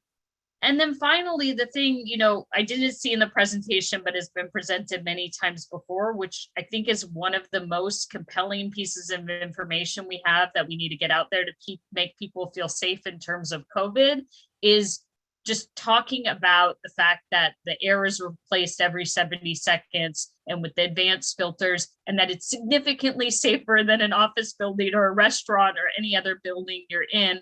Every time I give a presentation to any group and I show that slide and I talk about it, I just see light bulbs in people's head of like, wow, I didn't know that. And people say, I didn't know that. That's so great. This makes me feel safer riding BART. So I did see up in Pell Station when I was there for the restroom reopening that on the electronic display ads there, we have an ad up about that. And I think just the more we can get that message out, not just within the system, because those people are all already riding, but the more we can get that out throughout the Bay Area, the better. Because despite people feeling safe to eat indoors at restaurants with no masks, they're still not feeling safe getting on transit. And it's not just BART. We just have to fix that. And I know it's been challenging, but I think that is one hurdle we need to overcome, because until traffic returns to how it was before, I think a lot of people are still feeling like, I'm just going to get in my car because I'm still nervous about, am I going to get COVID if I get on transit? We should be past that since it hasn't really been a problem, but I don't think that we are. So just want to thank everybody, thank all of the board for comments, and to all of the public for your fantastic comments. So if we don't have anything else on this presentation, let's move on to the next one. Great, thank you, Director Saltzman. Now we'd like to move over to our fiscal outlook, critical topic for the day. And I'm going to be passing it over to Pam Hairhold to introduce. I did want to make one brief clarification that the detail on the FAIRS program is going to be in tomorrow's presentation on regional coordination, not in the fiscal outlook. So with that, I'll hand it over to Pam Hairhold. Thank you, Hannah, and good morning, directors. While the presentation comes up, I'll just kick it off by saying, actually it's up. Let's move to the introductory slide. So we last updated the board on BART's financial outlook in October of 2021, and at that time we noted significant financial shortfalls in our outlook, with deficits starting in fiscal year 24 and 25. Today you will see an update on ridership, our financial outlook, and our plan to move BART forward to serve the Bay Area. Mike Eisman will walk us through ridership and what's happened since October.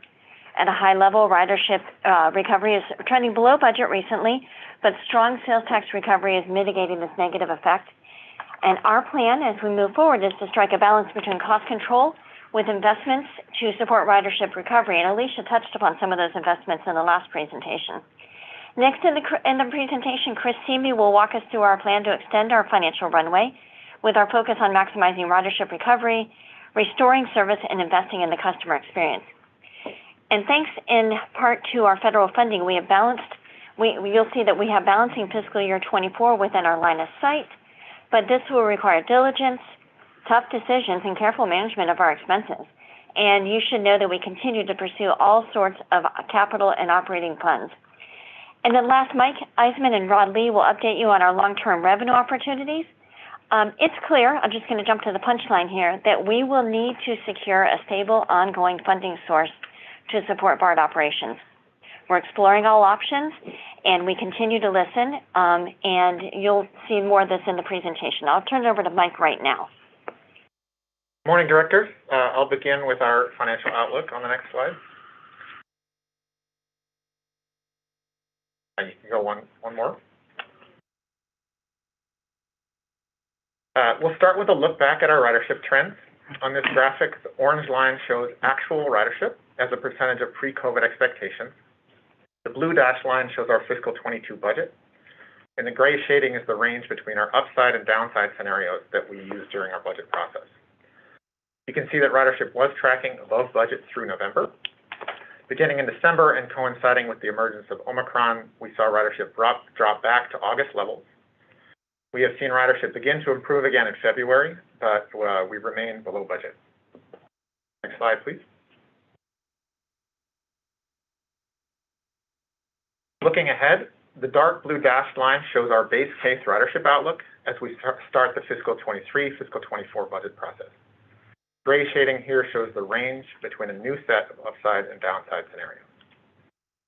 Due to continuing pandemic uncertainty, we've set these assumptions cautiously. We assume that after an initial bounce back from the Omicron surge, ridership recovery may resume at roughly the rate we saw over the course of calendar 21, as gradual return to hybrid on-site work proceeds. This outlook factors in the real possibility of more COVID variants, winter surges of the virus, and the probability that many commuters may not return to transit immediately, even when they do return to workplaces. This projection will need to be updated based on actual ridership as we move through the budget process. Next slide, please.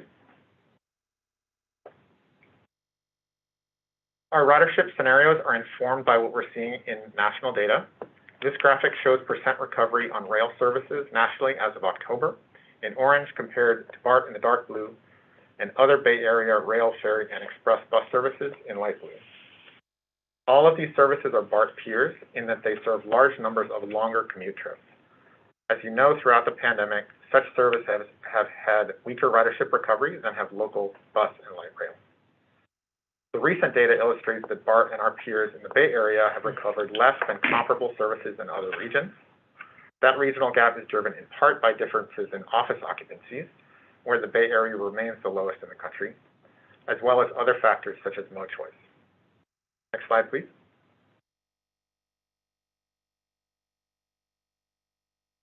We'll look now at the long-term ridership scenarios that inform our 10-year financial outlook.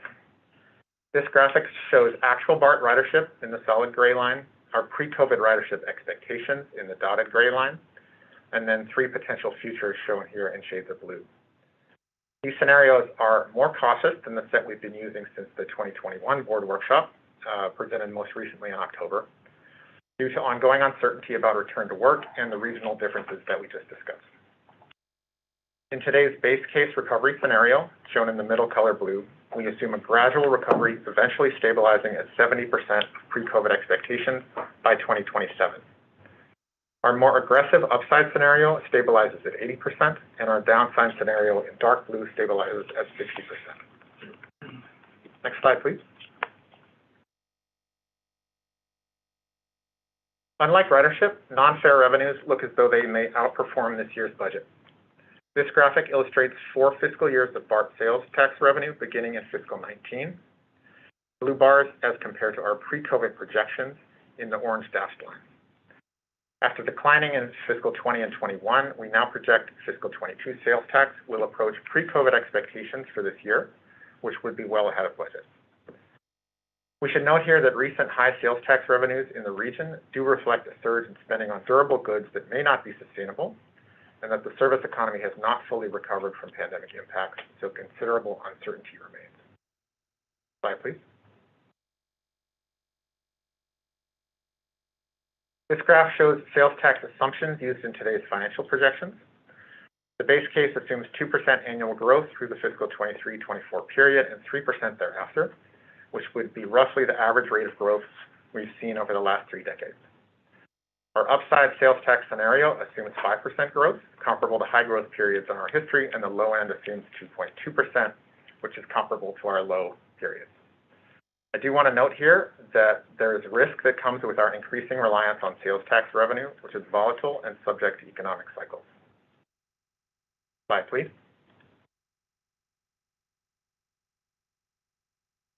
Here we have our base case 10-year financial outlook. And just to walk you through this table, each column is a fiscal year from 22 to 32. Note that fiscal 22 includes our updated year-end projections for revenues, but currently includes adopted budget figures for expense. From the fiscal 23 and 24 columns show a first look at the outlook for the upcoming 2-year budget. The top 3 rows here show our projected regular revenues, operating revenue, and financial assistance. Next 3 rows, you see operating uses. It's important to note that the expense projections shown here do assume February 2022 service levels until we begin to implement the core capacity service levels in 2028. And then in the middle, with the row of red numbers, I'll direct your attention to the operating result before federal assistance or new revenue is applied. Here you can see very large near-term deficits that decline but do not disappear in the years ahead. Then next, you'll see we expect to apply federal assistance to fully address projected deficits in fiscal 23 and to address most but not all of the fiscal 24 deficit. Our upcoming budget process will focus on closing this remaining 24 gap. And then the second row from the bottom here, labeled potential funding measure, reflects our intent to pursue all options for long-term revenue solutions, which we'll discuss more in a few minutes. Next slide, please. This graphic illustrates projected annual net results, or deficits in this case, for our 3 revenue scenarios, not counting any new sources. The middle color blue is the base case scenario we just discussed. It results in a 10-year cumulative deficit of $1.2 billion. We also show the downside scenario, in which we have larger ongoing deficits. And in our upside scenario, we have a number of challenging years, but could begin to approach a balanced outlook again by the end of the decade. Next slide, please. As you know, BART has thus far been allocated a total of $1.3 billion from 3 federal COVID relief packages. Our burn rate over the last 2 quarters averaged $25 million per month. We have used approximately 49%, or we will have used 49% of allocated assistance through the end of February. In the base case scenario, our balance of federal funding reaches 0 after May of 24. Note that's 5 months earlier than in the projections we last shared with you. In the downside scenario, we reach the end of our funding after January of 24, and in the upside scenario, after September. Next slide, please.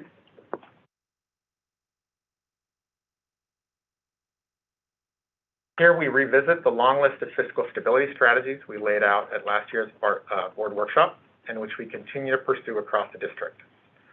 We are taking steps to maximize our ridership recovery, manage expense, and secure new revenue. Some steps have been completed and many others are still underway. Here I'll ask Chris Simi to address current strategies for extending our runway. Thanks, Mike, and good morning, directors. Christopher Simi, Budget Director here. So the first portion of this presentation was focused on how things look over the coming years, and now we're going to be talking about, in the middle portion of this presentation, about what we're doing in the near term to preserve and extend fiscal stability, which is really what we call extending the runway. The slide you're looking at here is actually a slide from last year's board workshop. It's a helpful way to reorient and update you on the plan we presented a year ago. There's 3 strategies, each in its own box, and we replaced the bullet points in each box to show where progress has been made. Check mark indicates something we have accomplished, while the arrows indicate something in progress. I'll walk through the first two boxes, which are in blue and orange, and before we get to that third box, which is focused on revenue. So if you could go 2 slides ahead, please. Thank you. So as you all know, first we're going to talk about maximizing ridership recovery here. As you all know, in the current year, BART has been focused on bringing riders back. You just heard a presentation on customer experience, so we won't spend much time on this, except to quickly note some of the major investments in ridership experience we've made over the past couple of years. These include progressive policing, ambassadors, elevator attendants, homeless outreach teams, enhanced station and car cleaning, better filters, reopened and staffed restrooms, as well as our September fare promotion. This is all in addition to the service we've been adding over the course of the current fiscal year. Next slide, please. Moving on to that second box, which is how we manage expense. This slide is organized into what we're doing across 3 discrete time periods. In the current year on the left, FY22, we're focused on service and stability. As part of the budget, we made targeted investments to reduce costs and uncertainty over the coming years. As you look ahead to FY23 and 24, I think the key word here is really trade-off. So as we move to a rolling 2-year budget, it allows us to address the projected deficit in FY24 that you saw a few slides back. You will get a much more in-depth budget briefing on March 24th, but for now, we do feel comfortable saying we believe we can extend the runway to balance both FY23 and 24 by closing that FY24 gap. I will, and just looking to past FY24 to FY25 and beyond, there's a lot more uncertainty there that is really driven by what Mike was discussing earlier in this presentation. As things stand now, the extent of reductions we may need to make in those years will be largely driven by ridership, as things stand now. Next slide, please.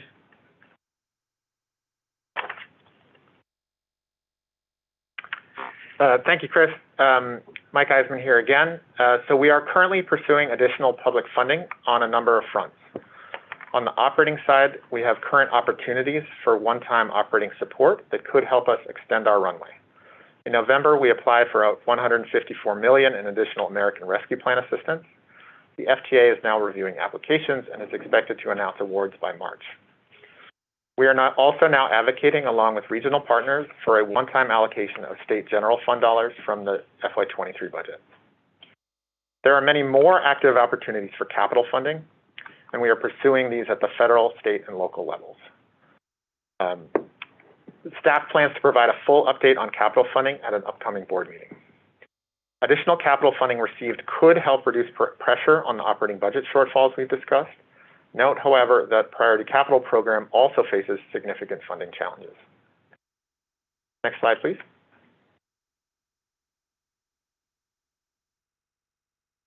So now we'll turn our attention to long-term funding opportunities, and we can go one more slide, please. As of today, we see limited opportunities for permanently expanded federal or state operating support. As a result, BART plans to fully explore all opportunities for new funding from local sources, including the possibility of asking voters to consider a new funding measure as early as 2024. As directors are aware, MTC convened a listening session in December to begin discussion of a 9-county transportation revenue measure, and BART staff were fully engaged in that event along with our transit agency partners. BART also has the authority to propose a revenue measure to voters in our own 3-county district. We will be thoroughly evaluating that possibility. There may be other options as well, including, for example, a revenue measure covering transit funding needs in BART's 5-county service area. As of today, all options are on the table as we seek to ensure the long-term success of transit in our region. Note that any revenue measure is likely to require legislative changes, and regardless of which option is ultimately pursued, we plan to conduct substantial public outreach and engagement. And with that, I'll turn it over to Rod Lee. Thank you, Michael.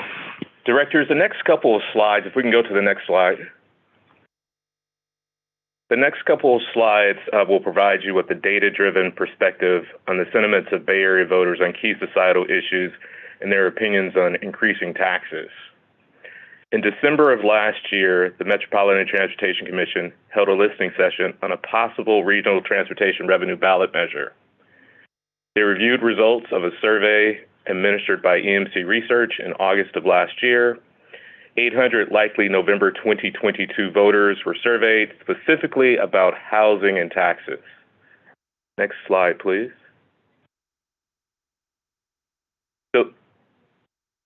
So depicted here are the responses to a survey question that included public transportation, which is relevant to us. The question, which is listed here, I'll just read it quickly, is thinking about where the Bay Area should prioritize funding, please rate each of the following items using a scale of 1 to 7, where 1 means not a priority at all, and 7 means a very high priority. As you can see from the graph, public transportation received the lowest priority from the survey respondents. Homelessness, affordable housing, public education, the pandemic, public safety, they all polled significantly higher than public transportation. Next slide, please. This slide comparatively illustrates the sentiment of survey respondents that taxes in the Bay Area are high enough and they will vote against any tax increase. As you can see, in 2019, 48% said taxes in the Bay Area are high enough and they would vote against a tax increase. The percentage jumps to 57% in 2020, and last year it went even higher to 62% opposed to any tax increase. Next slide, please.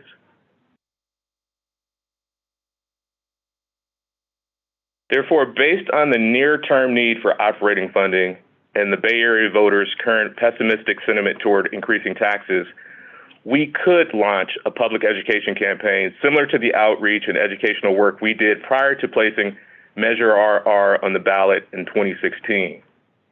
An education campaign could be beneficial in advance of whatever type of funding measure is determined, whether it is a 3-county, 5-county, or 9-county measure. As you can see on the proposed timeline, we will begin planning now for the education campaign. Maybe we title it Keep Bart on Track. We could launch it this summer, then run it for 6 months, then conduct polling.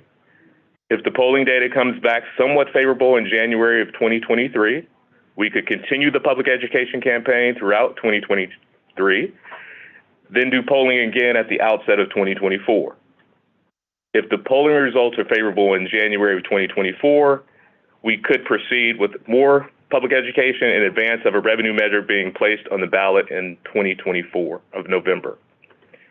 I do want to highlight if the polling is not favorable, either in January of 2023 or in January of 2024, we would reevaluate the timeline and make adjustments accordingly.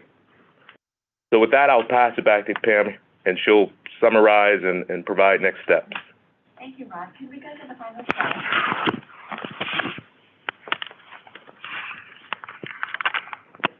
So it is clear that we are facing our most challenging revenue outlook throughout our system's 50-year period. We need to work together to extend our fiscal runway beyond the projected 24 to 32 months timeline. We cannot cut our way to a balanced budget and remain a meaningful public transit service for the Bay Area. Thus, we will need to identify some sort of permanent new operating revenue. We are very much in listening mode right now, as Rod said, and regardless of which direction we ultimately pursue for new revenues, we will conduct substantial public outreach, engagement, and listening. So with that concludes our presentation. I'll turn it back to the board president. Thank you. I will go to public comment, but before I do, I just wanted to even more clarify something, and I've talked to the general manager about this. I think we're in sync on this.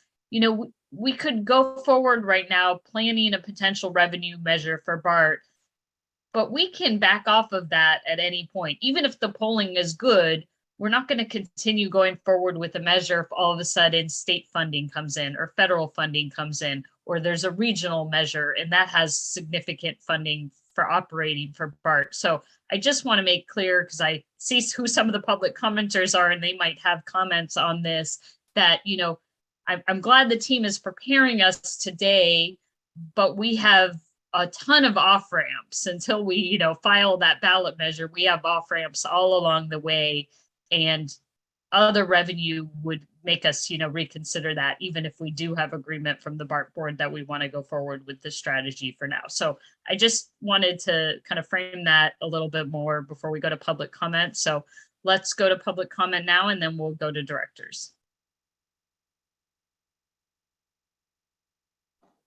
Alita, please go ahead.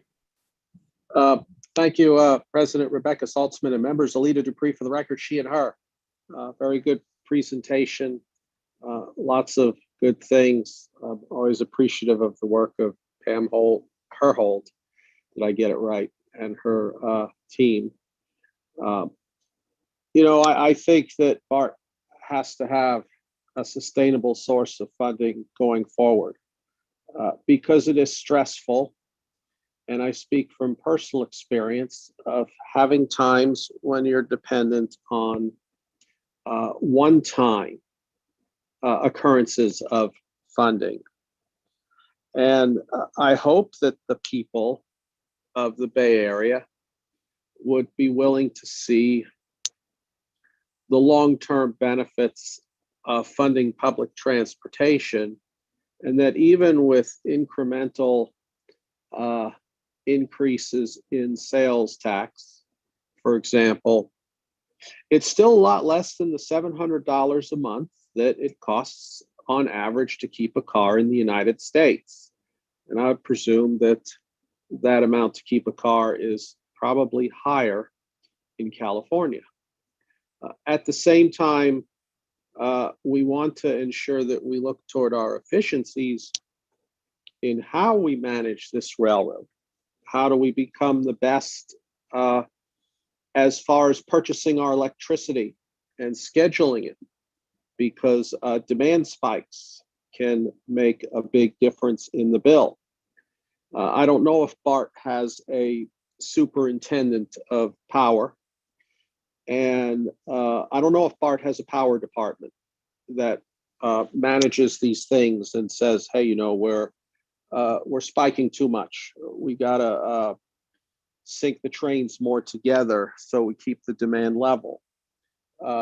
I think we have to have deep dives into our efficiencies. How do we make sure that our money gets to the bank and to minimize any leakage that might happen along the way?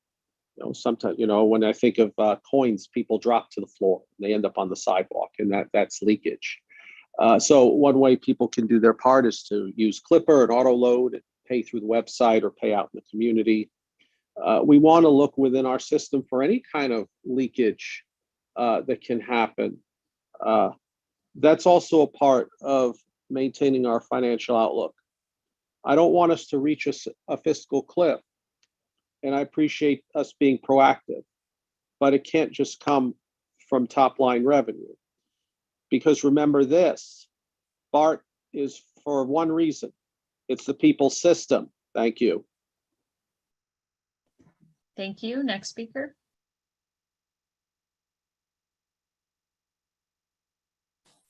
Ian, please go ahead.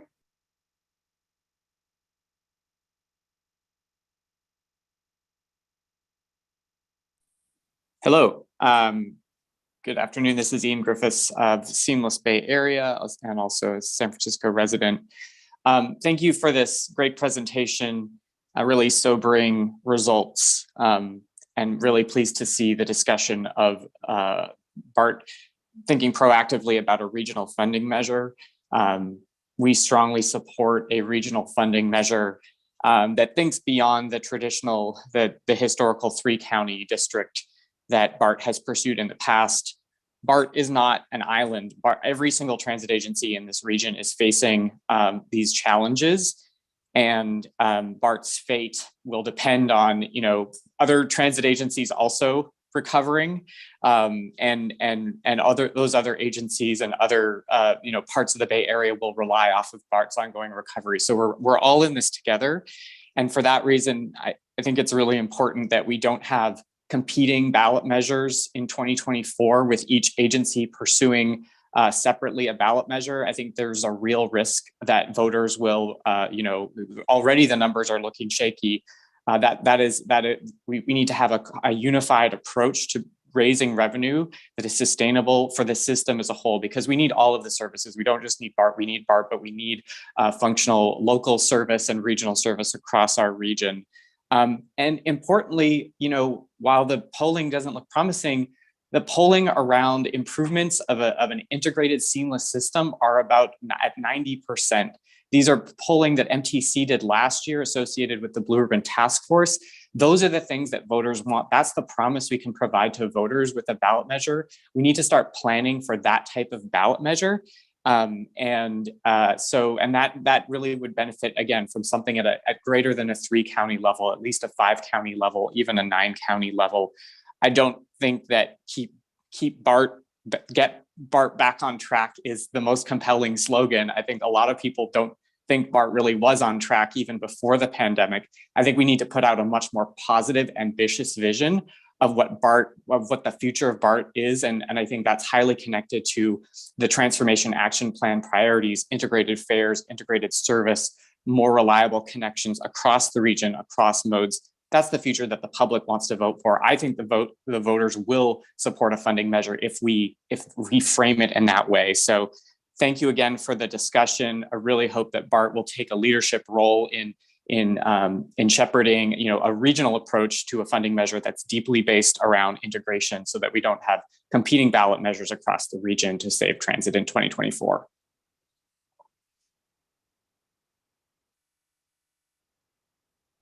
Thank you. Next speaker. Genesis, please go ahead. Thank you. Mary Lim Lampy. I'm the Executive Director of Genesis. We have a membership that is located all over Alameda County and part of Contra Costa County. Genesis also represents many who rely on transit, as they are essential workers or people who live in with disabilities. We are on the coordinating committee of the Voices for Public Transportation. I'm also a parent of a teen who takes AC Transit and BART to high school. I appreciate the comments by Director Saltzman, I believe, about the air replacement. I would tell my school and my students that information, because at this moment, many of our students and parents are holding off getting on BART because of Omicron. Genesis is working to build a grassroots group that will build power, public education, and organizing for a 9-county region. We are in support, and I agree with Ian, that we would like there to make sure that there is a unified approach and not competing measures.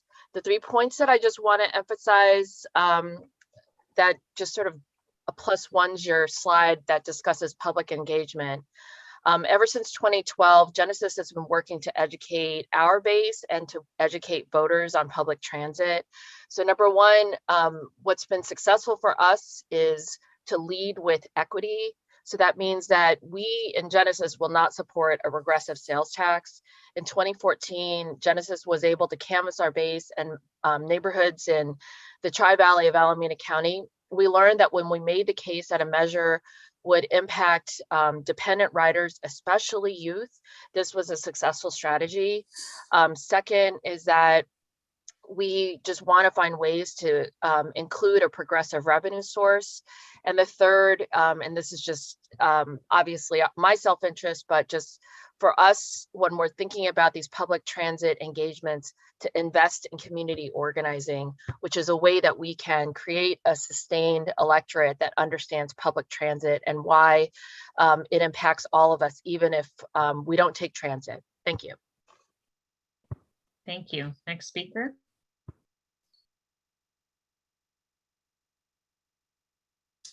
Adina, please go ahead.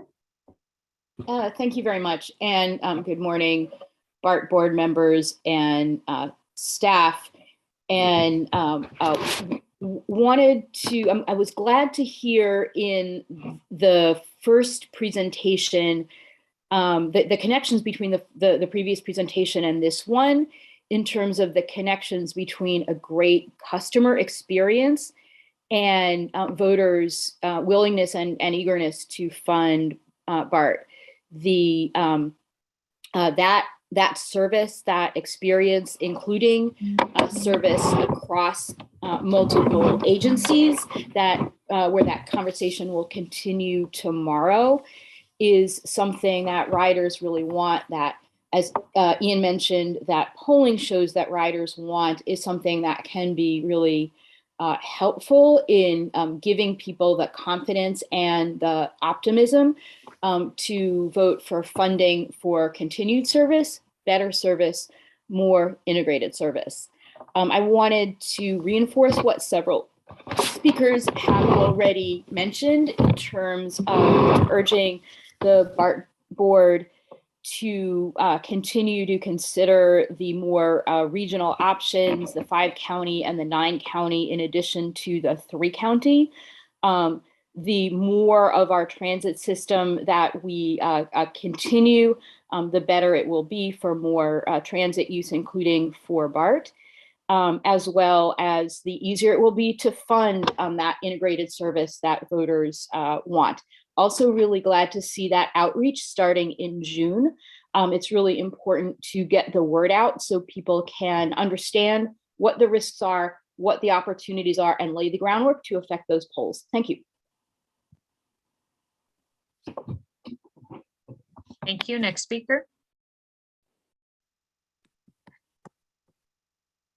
Jonathan, please go ahead.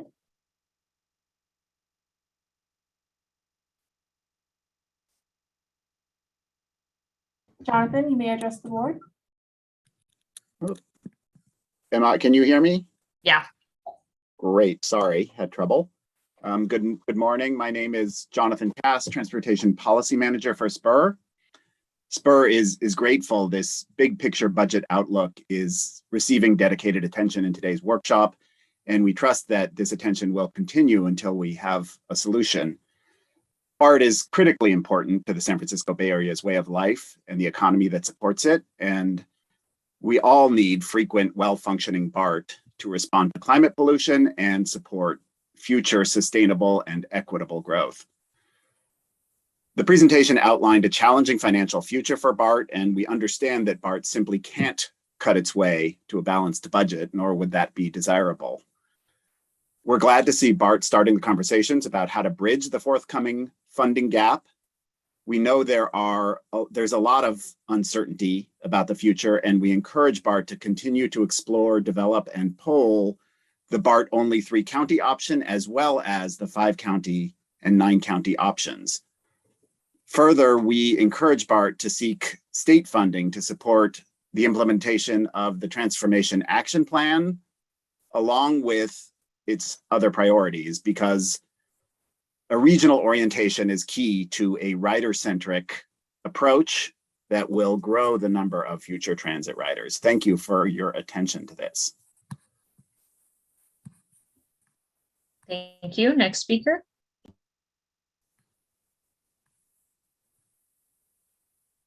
Ryan, please go ahead.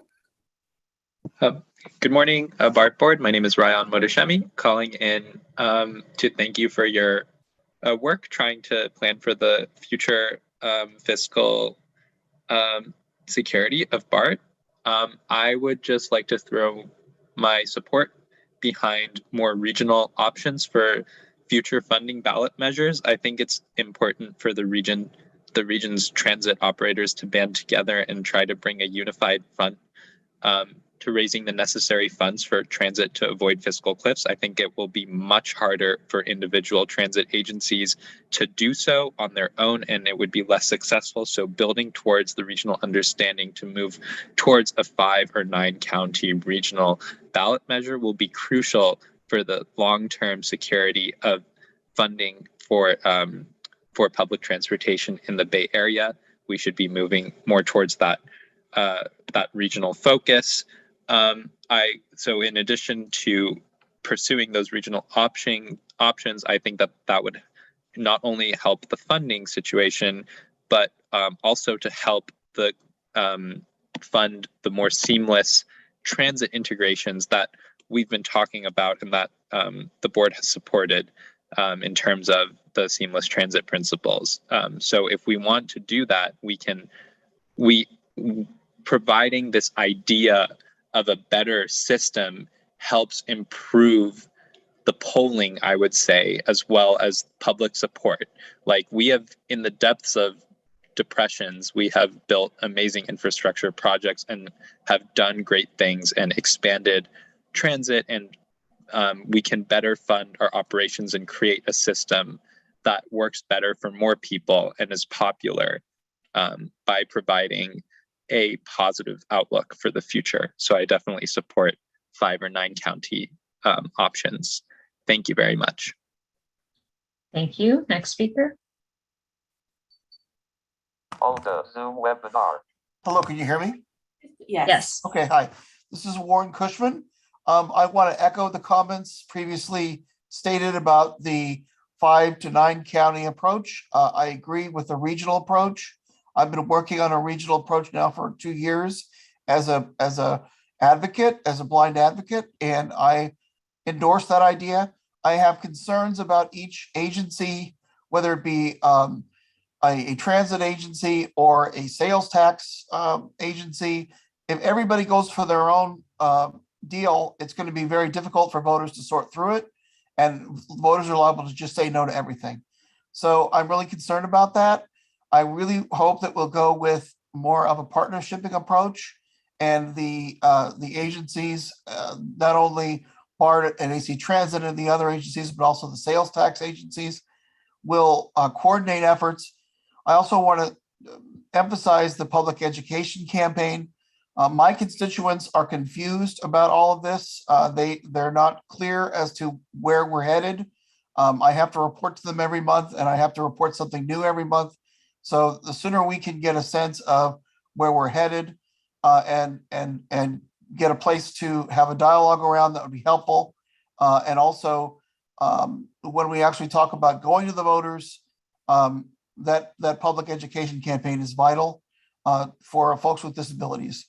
And I do want to thank the presenters. It was a very insightful presentation. Thank you. Thank you. Next speaker.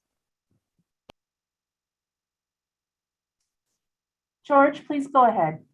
Hi, my name is George Spees. I'm an Oakland resident, and I am calling in to say that I see the way forward. I'm a transit user by choice. I'm carless by choice, and I want the transit system in the Bay Area to succeed. And in order to do that, I think that we have to focus on the user experience and be rider-centric, because the future of the system's health depends on that, but it's also the thing that's going to get people to value our transit system and to use it, right? And so rather than coming back to what was, I agree with others who have said we need to offer something to our potential ridership that convinces them that there's value there for them. It's a comfortable experience, and it works regionally. It's a rare case that I am using a single transit system in a trip that I take, right? I'm Bart plus Muni, AC Transit plus Bart, this plus a ferry, whatever. So that integrated planning, regional planning that is being worked on through Seamless and all the efforts that many folks and agencies are working toward is really going to make the best path forward for making a better user experience. And so, and as well, I would agree with the comments that it's important for us to understand that a coordinated regional response is going to be more operationally effective. It's going to be better for decision making. It's going to be better for making that kind of progress. So I would definitely encourage the BART board to look at a wider regional solution, the 5 or 9 county solution rather than the 3 county, and to really lean into improving user experience through integration. And thank you very much for your time taking my comment. Thank you. I believe that is the last public speaker on this item. So if directors would like to speak, please raise your hand. And first I'll go to Director Rayburn.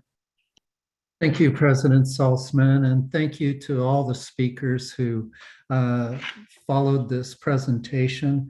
It is very concerning to see that we absolutely need a stable operating funding source. Recent memory, I can recall 65, 70% fare box recovery at Bart.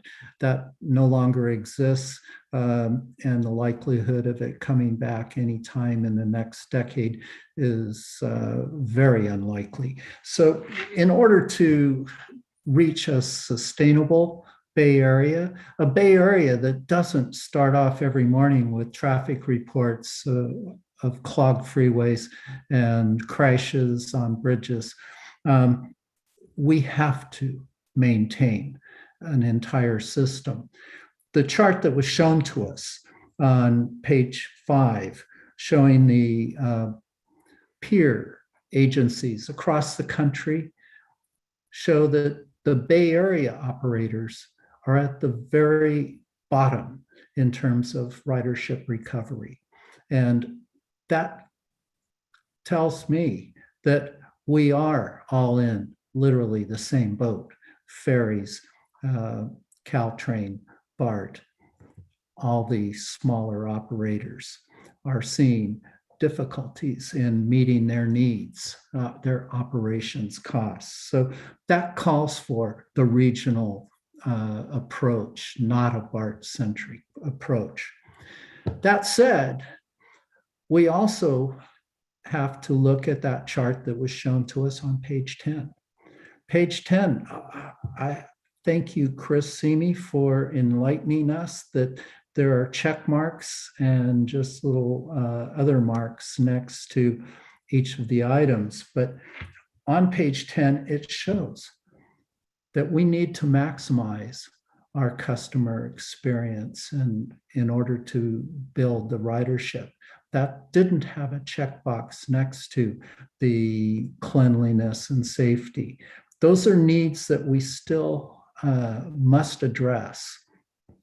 And I would like to propose that in order to reduce our burden in our requests for regional measure, we're going to have to do everything to maximize the ridership recovery. And that, to me, would include the safety, the cleanliness, and I think one of the best mechanisms that we have is not to hire more cleaners, not to hire more officers. Those things end up adding to the operations burden, but to install the hardening of our stations and the next generation fare gates. I would like to have a serious discussion about how we could accelerate the fare gate program. So those are my thoughts. I'm fully supportive of the seamless approach. It's what will, I think, motivate many people to come back and have a positive customer experience. Thank you. Thank you. Director Ames. Thank you. I appreciate the fare gate comment because I was going to talk about that a little bit. So, but just to step back on the data that we saw, the Bay Area office occupancy remains the lowest in the country. Just want to make sure I'm getting these facts right. And we've got these potential scenarios. We would stabilize, I guess, at the lowest would be at 60% by 2027.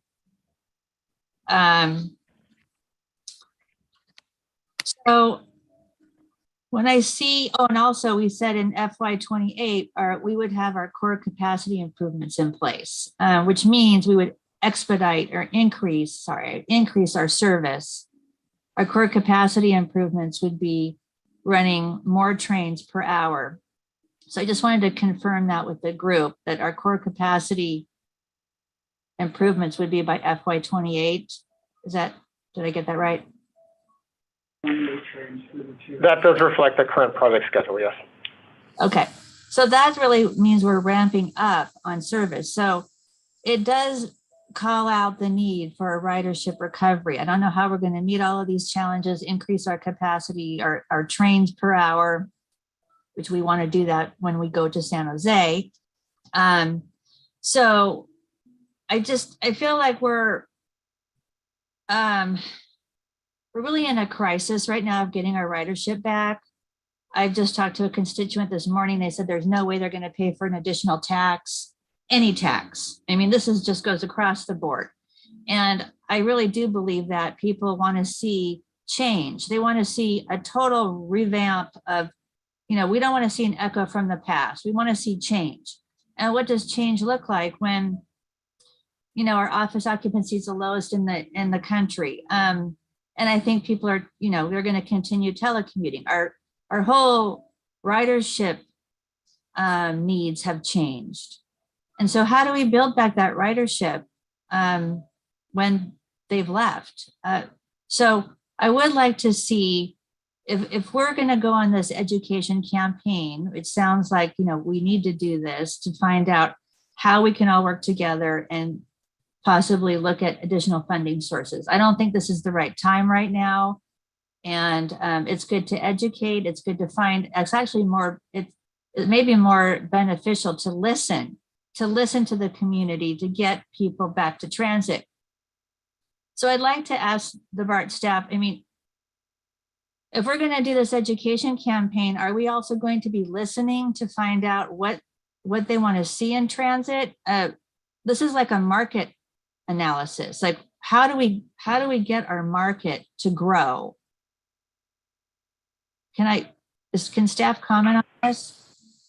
Director Ames, this is Rod Lee, Assistant General Manager, External Affairs. You're absolutely correct. A portion of that campaign to begin it would be a listening tour to engage specifically a lot of the advocacy groups and equity groups throughout the Bay Area to get their sense before we actually formalize a campaign that we would go out and educate the public on. Can I add in one more thing, just because I'm realizing a lot of the board wasn't here when we did the Measure RR outreach. And when we did that outreach, the entire time before it became an actual measure was listening. So we were doing education and telling them what the situation was at BART, our capital investment needs, but we also took questions at those events, and we had feedback cards at every single one of those events that people could get a free BART pen with the cool map in it if they filled it out. So lots of people did. And BART staff took all that feedback, and there was a lot of feedback. So I assume we would build it the same way. So it would not be one-way communication. And Rod, you can let me know if I'm wrong, but I assume it would be built like that. President Saltzman, you're absolutely correct. Okay, well, so this is really key to success, because I think we can't be the echo from the past. We have to do something new. We have to put in the fare gates. We have to have cleaner, safer, reliable transit, more than what we've done right now. I think we're going to get there, but we need to expedite these kind of improvements. So people, when they end up, maybe we end up voting on this, maybe it's not even in 2024. It might be later, depending on the crisis that we're in. But when people are going to the ballot, they want to see that we've changed, that we've actually reinvented ourselves. We're opening up our doors. Welcome back to BART. Well, no, we have new fare gates. We've got cleaner stations than ever before. And of course, the filtration, we launched that early on, but it's not really resonating with folks. And there's a lot of fear out there, I understand.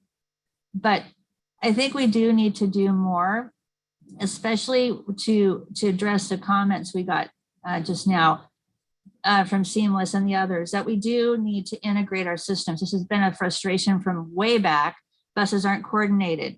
They don't time with BART trains. It's not seamless. The coordination is really a problem, and we could start doing this now to show people we are coordinating. It is happening. It's seamless. And then there's the fares. We should start piloting this even more. So people are seeing a change, and that goes along with the listening and the educating. And all of these things have to go in parallel for it to be a success. this, if there's a revenue measure in play. And I just want to emphasize the issues also were, as far as tax measures, people are really concerned about climate change. There's really no plan involved that I see of how we're going to address this.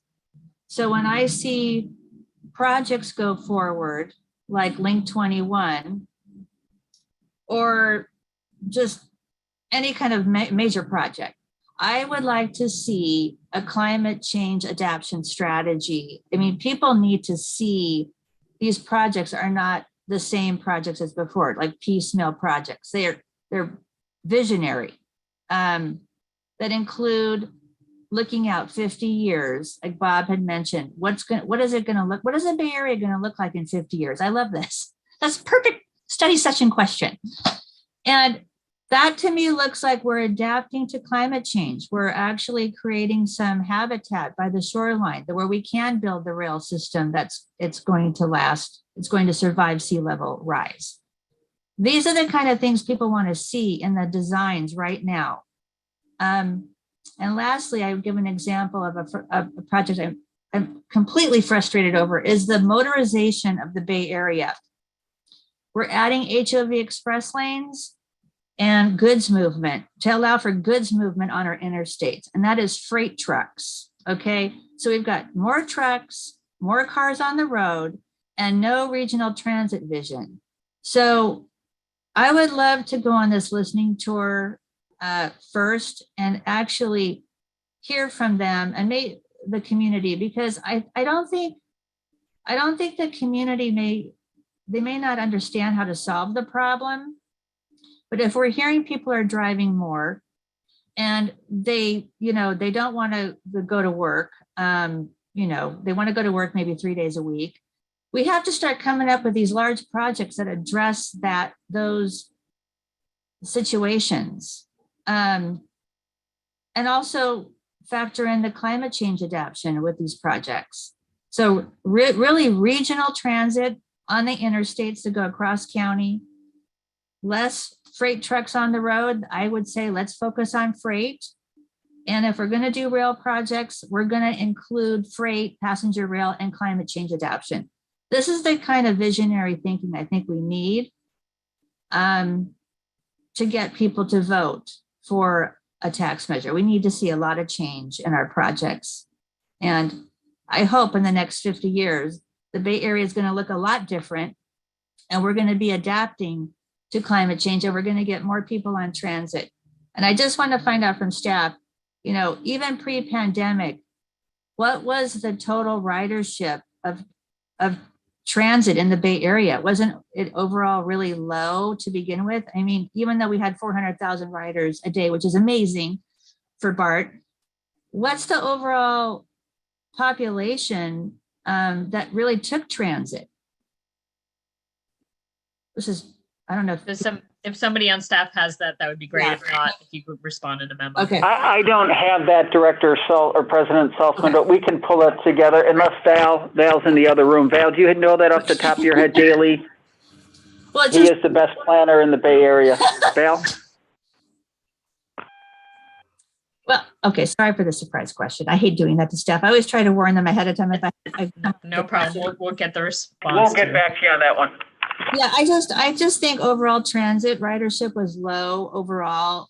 And so this is a big challenge to get new riders. Like this is a new market. So hopefully we can analyze this to get what is our market and how can we grow it? Thank you. Okay.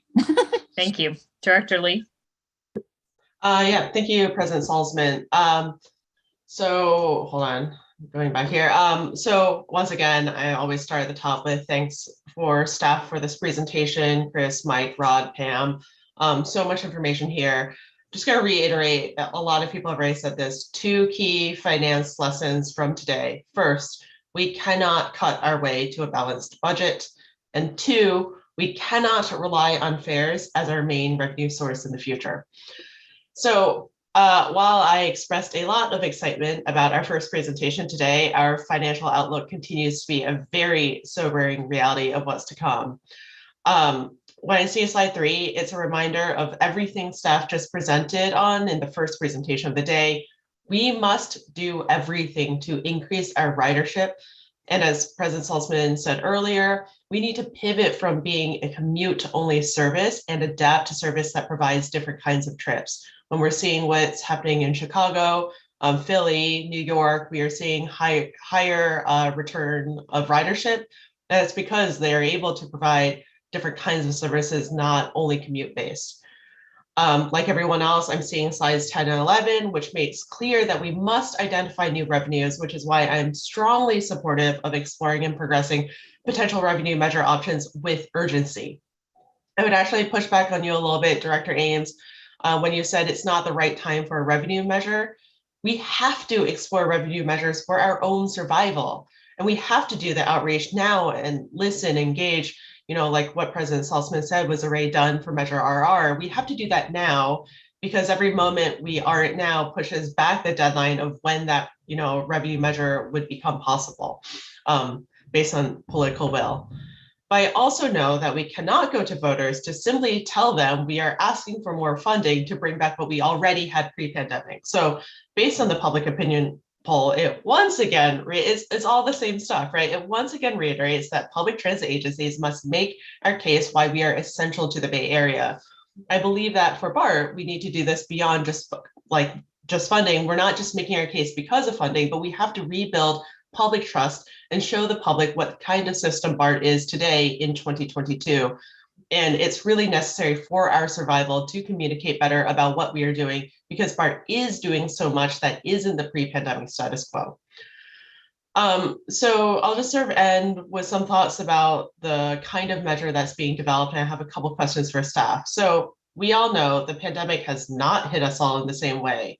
Elon Musk and Jeff Bezos are sending themselves to space for fun, while homelessness has become more visible than ever on our streets. We've seen, how this has really, the pandemic has uniquely impacted the existing vulnerable populations in our communities. But I was saying this even before the pandemic, when we had presentations from Pastor back in 2019, it feels like we keep getting pigeonholed into looking only at regressive sales tax measures and treating wealth as equal across all taxpayers. I also share a lot of the concerns that a few public commenters have brought up, that this sort of go it alone approach with each transit agency is really, it's concerning to me. In San Francisco, I know that the SFCTA is developing their plan to reauthorize San Francisco's dedicated transportation sales tax, also called Prop K, while SFMTA is moving forward with their general obligation bond and potentially another special dedicated measure for transportation with a to be determined revenue mechanism all this year. So I've consistently pushed our general manager to position BART as a critical regional leader in these sorts of conversations. And we've been successful in doing that and advocating for not just BART, but for the region when it comes to funding. Again, for our survival, BART must continue to be in that role. So the two questions I have for staff. First, what would the process look like to develop progressive revenue options? For example, who would lead between the transit operators, MPC, the local jurisdictions, state legislators, and what would be the venue for that conversation? Then my second question, can staff talk a little bit more about the coordination and how we combat voter fatigue and really lift all boats together, both in terms of revenue measures and the public perception of Bay Area transit?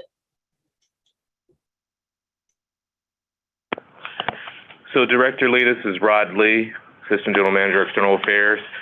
Certainly, as we progress forward, we would certainly center our general manager to be a lead in that organizing with other general managers and transit agencies throughout the Bay Area on whatever is decided concerning a measure moving forward, so that we're in lockstep and in coordination with them. And to your second point, certainly we will engage the advocacy groups and organizations in this process as well. I would just say that as BART is, whatever that looks like being a leader in these conversations, I think it's important for the public to know what is the venue of these conversations, because whether it was faster pre-pandemic or the presentation we're getting now, the options that are being presented almost always fall back to some sort of tax measure, sales tax specifically. And if we are to be creative about those measures or potential other revenue mechanisms, we have to do that kind of work now and think about what that value capture looks like. And I'm just not sure who's doing that work and in what kind of way. So Director Lee, it's Bob Powers, BART General Manager. So I will certainly be a very vocal advocate for this. I'll be out front. I'll be leading with the general managers and getting BART out front there. And I would also remind us all, there was a lot of work done with, a few years back with Faster, right? That initiative on Faster. And Janice, to your point about Director Lee, about your point about the regressive nature of a sales tax. There was a lot of work done back then when the Faster was, being discussed and formulated, and there were some other options that were talked about. So I still have all of that data set that, when we position BART and in my discussions, whether it's with MTC or Sacramento, we'll make sure that those topics are front and center and discussed early on in the process. Thank you, Director Lee. I'm actually going to go back to public comment before I go to Director Allen. I see Haley Courier from Transform is here, and I know they were very active in these conversations about how to finance a regional measure. So I'm not sure if that's what she wants to weigh in on, but let's go to her. Haley, please go ahead. Thank you so much, Director Saltzman. This is Haley Courier, Policy Advocacy Manager with Transform. And thank you. This is really great timing. I'd just like to echo a lot of the comments that Director Lee just made. We have been an active leader in the Voices for Public Transportation Coalition, advocating for a regional measure that prioritizes the needs of disadvantaged communities, is funded progressively, and focuses on operations funding to maintain and expand service for all of our agencies across the region.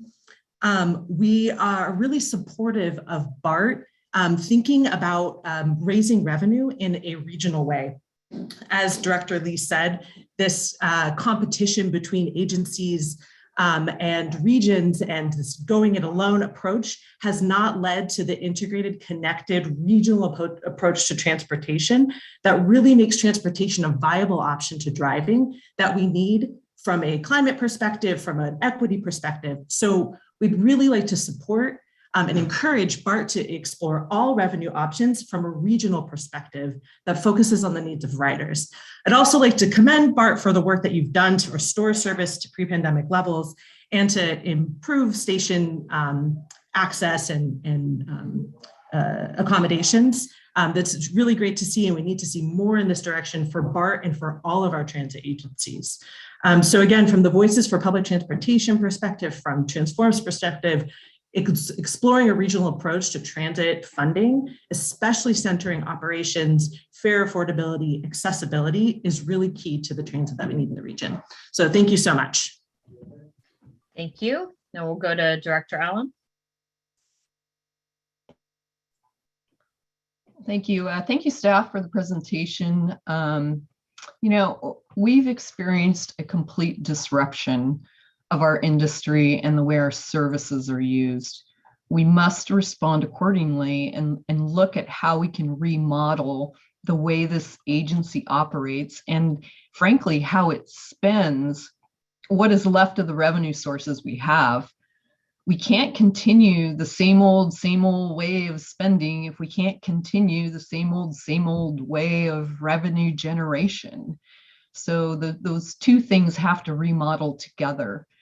I haven't seen really much discussion of operations spending here, but I keep hearing we need more money because we can't operate this way and survive. I think one director said we can't cut our way to a balanced budget. That's true. Well, maybe we need to operate differently so the public sees that we are serious about finding a new way for the next 50 years. That would go a long way for the public coming along in contributing, more tax dollars in the form of a tax measure to transit. Admittedly, I have seen some inspiring reductions in actual expenses to budget on the latest budget to actual report for the first 4 months of our fiscal year, but the last report we got was 3 months ago at October 31st. So I also know that I've been contacted by vendors, construction firms that are not being paid timely. Why don't we have more current information to present here on the details of spending? And I'm wondering if staff can just answer that. And then why are we 3 months behind in our budget to actual reporting? Director Allen, this is Pamela Herhold. I'll speak on behalf of Chris. Chris Gann, our Controller Treasurer. I don't think I'm getting too much in his lane. He has mentioned that they're a little bit behind in closing the financials, just a little bit. That usually takes a few, at least 4 to 6 weeks after each month to close the books. But in large part due to, we've had some staffing shortages. We've lost a few heads with the DRIP and with other retirements. There's also been, when we onboarded our new external auditor, just a little bit of a learning curve, and that was a one-time investment of time. And then just, overall the pandemic, folks have gone out on leave and it's just been a little bit challenging, but he's planning to close the next couple of months over the next few weeks, and we're looking forward to getting back on track. Okay, thank you. I'm looking forward to that too, because I actually watch those reports quite closely when they come out. And at one point we were really getting those pretty regularly every month. We do need to. Hey, Director, Director, I'm so sorry. If you could please forward me those, if you would, those folks, if there's people that haven't been paid in a timely manner, I need to know about those. So please forward those to me, and I will make that the highest priority. Thank you. I guess I would say that I know we've spent a lot of energy over the last really 6 months in filling positions for social workers and ambassadors, and now most recently restroom attendants. But maybe we need to get our HR department really focused 100% on some of the critical positions in budgeting and in our controller treasurer's office, because I think, given the information we're getting here about the need to go find new revenues and, a runway of 18 to 24 months before we run out of money, I would think that we really should reprioritize some things throughout the agency, including in our hiring. I'm disappointed that we're billing this as a budget discussion here when really what we were presented with was ridership information and the targets, which is good information. A little mention of sales tax projections, which are better than what we had expected. That's great, but really a full budget discussion should include what we're spending and focusing on those numbers. So I'm disappointed we've got a budget discussion here and we seem to have fallen back into an old habit of really just talking about revenue and not talking about expenses. So in this presentation, in particular, we've got little data on the spending, 5 lines in total for the budget page that we're looking at, and that's just really not much to go on. I of course am looking for projections of where we will land in 5 months from now. It's only 5 months away, the end of the fiscal year. Projections should be available at this point. I will be proposing some new initiatives going forward to require staff to give that quarterly budget update that we had all that discussion about back in 2020. That was so important that we be updated quarterly. And we need to get back to that on schedule every quarter with numbers, not just narratives. I'll be proposing some initiatives on that. So let me go back to initiatives to bringing riders back. Sorry, Director Allen, before you do, I just wanted to, and for the whole board to let you know that we're going to have 2 presentations and discussions coming in March that I think will address some of what you're looking at. One Vice President Lee has asked for a very detailed presentation on staffing, after the drip and the pandemic and everything. Where are we at in staffing in each departments? Where are we having hurdles in hiring people, to get a full update on that? And then we're going to have a full budget presentation in March as well. So I think there will be lots of opportunity to talk about the expense side. And I think this wasn't a budget presentation. It was a financial outlook, kind of looking broad picture forward. So yeah, I mean, I guess maybe I see a financial outlook a little differently. But yes, I've also requested staff bring back not only the FTEs by department when we get our budget update, but also to bring back a budget that is by department throughout this agency. That is something we have never actually been able to look at until after the budget is passed. And I think this time we all need to be focusing a little bit deeper on what we approve as a budget. And I get that we're going to have the first presentation and the first look at the proposed budget in March. That really gives us 2 months, 4 meetings, I think, maybe 5 to get to a final budget. And that's a very short runway. I think we should be starting on this in January. So let me go to the initiatives to bring riders back. We should be focusing on public safety. We do not change the image that people now have of BART and their concern for personal safety, which survey after survey has said is at the top of their mind. We do not change that with ambassadors and restroom attendants and elevator attendants and social workers to help homeless people. Those are all, some will say really important initiatives. They are for some people. But at the end of the day, the average regular rider wants to see a secure presence at BART. And none of those people I listed have any authority in the system to make anyone do anything or stop any bad behavior.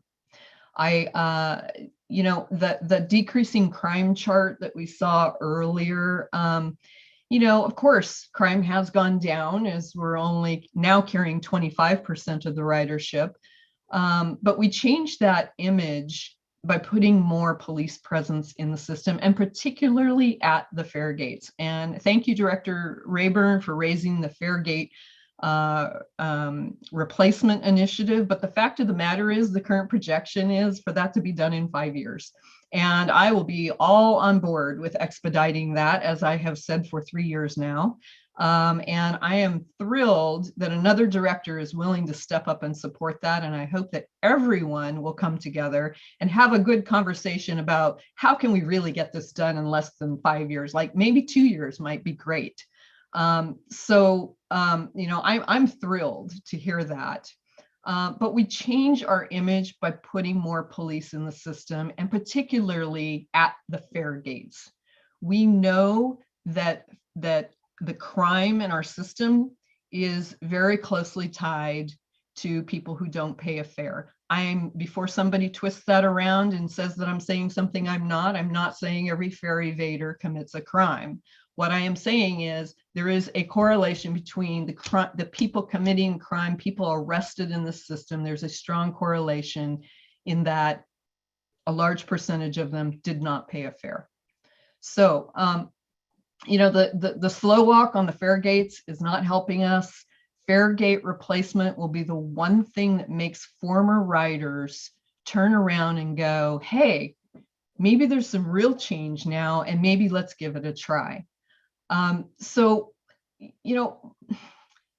BART can't continue with this kind of vague reporting of what it spends.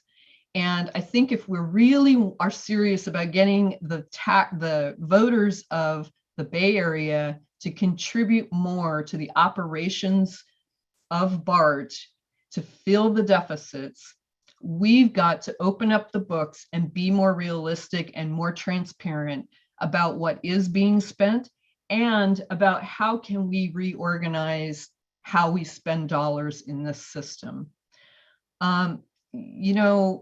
Another billion, the taxpayers across America have already contributed $1 billion to get us through fiscal year 20 into 24 a little bit, maybe. Now we're looking at numbers here that say another $1 billion is needed, and we're going to turn to now the Bay Area taxpayers.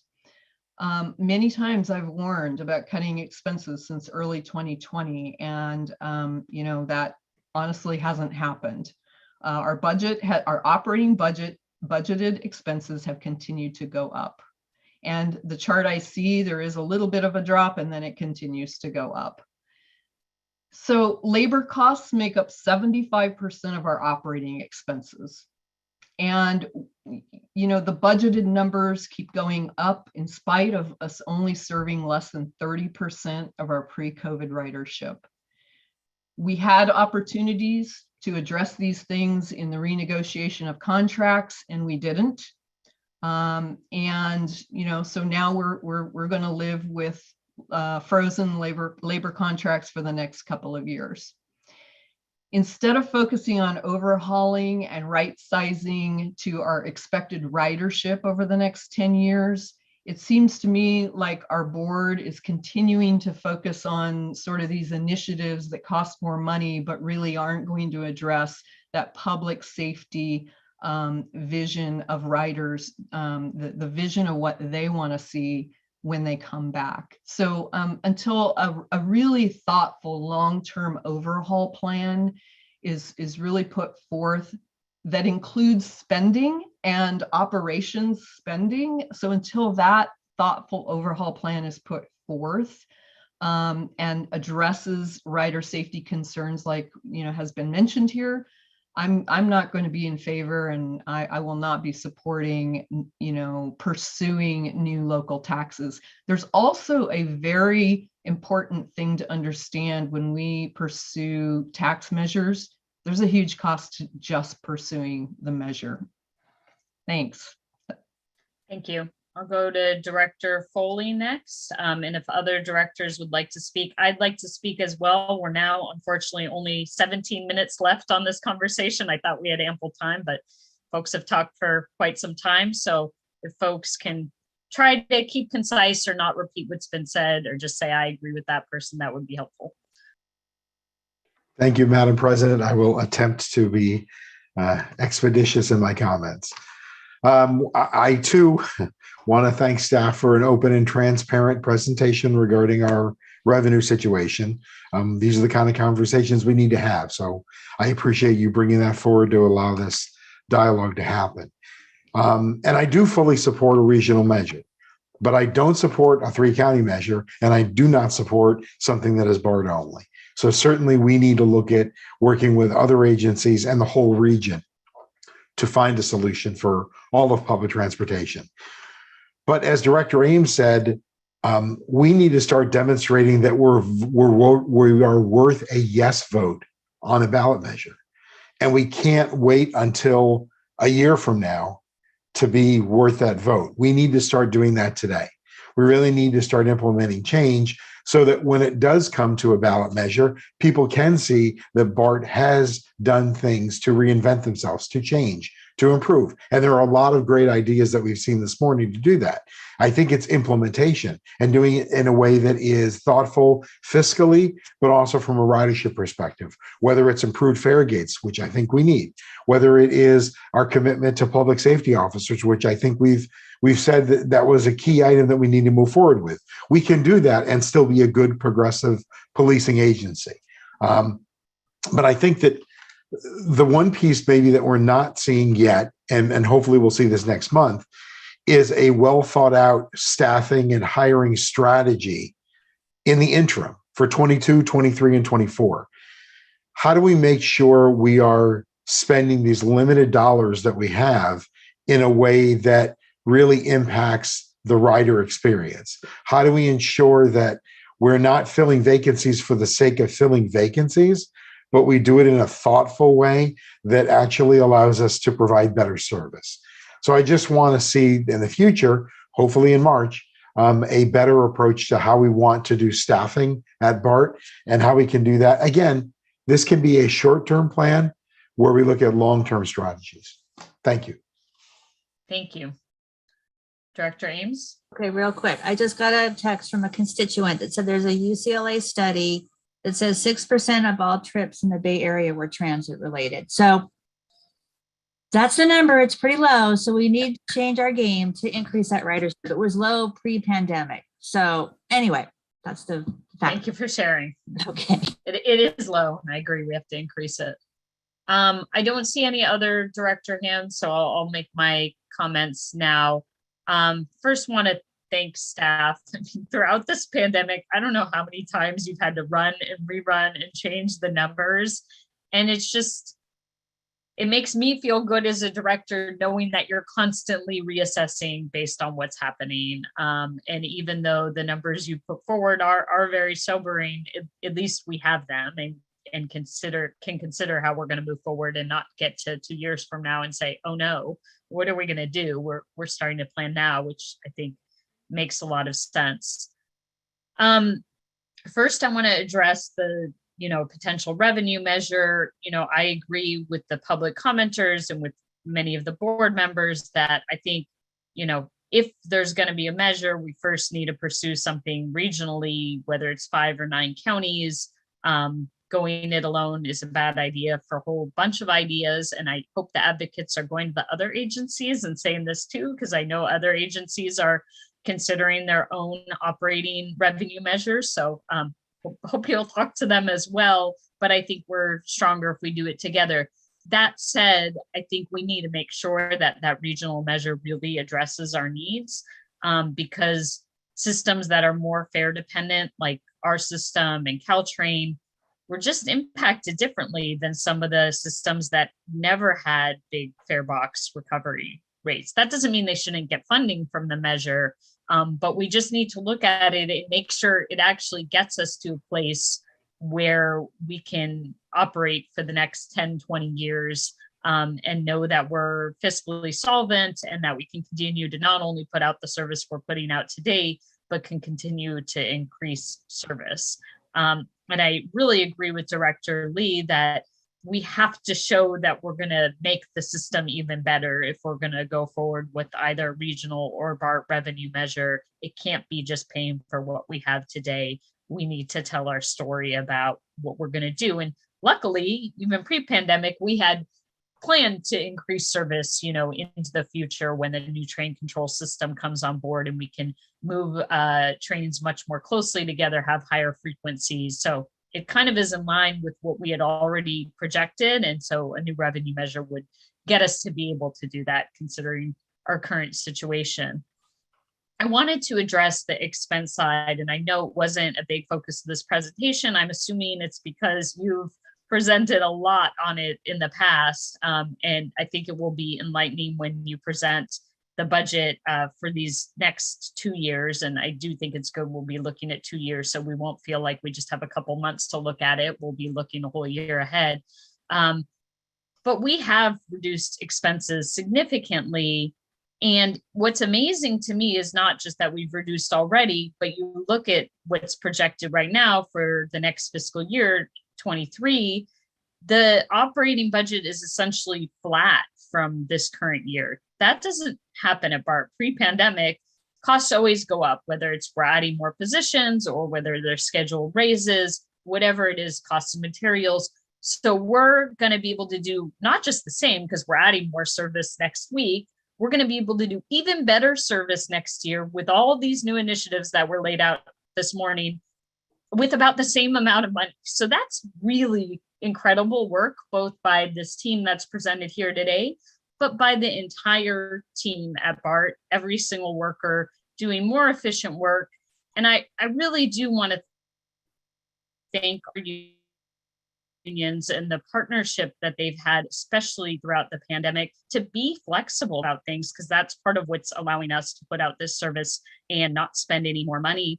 And I think that the labor contracts that we agreed to a little over a year ago were really smart for everybody. And I'm really grateful to the unions for being willing to do that. It's a shame that our ridership hasn't gone up. And so it looks like this year, workers won't be getting that increase.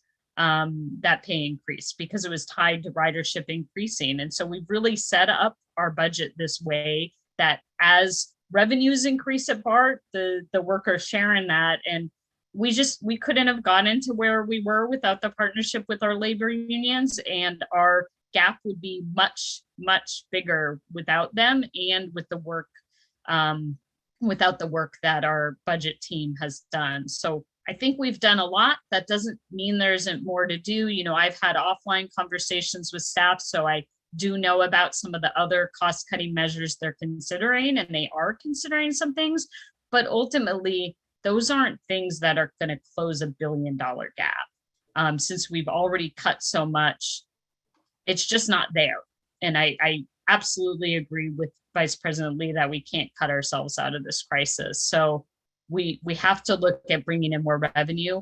I wish we didn't have to have this conversation about a revenue measure, because in nearly any other country, they would be solving this problem at the federal or state level. But we don't have those priorities in this country, and that's something we need to continue to work on changing.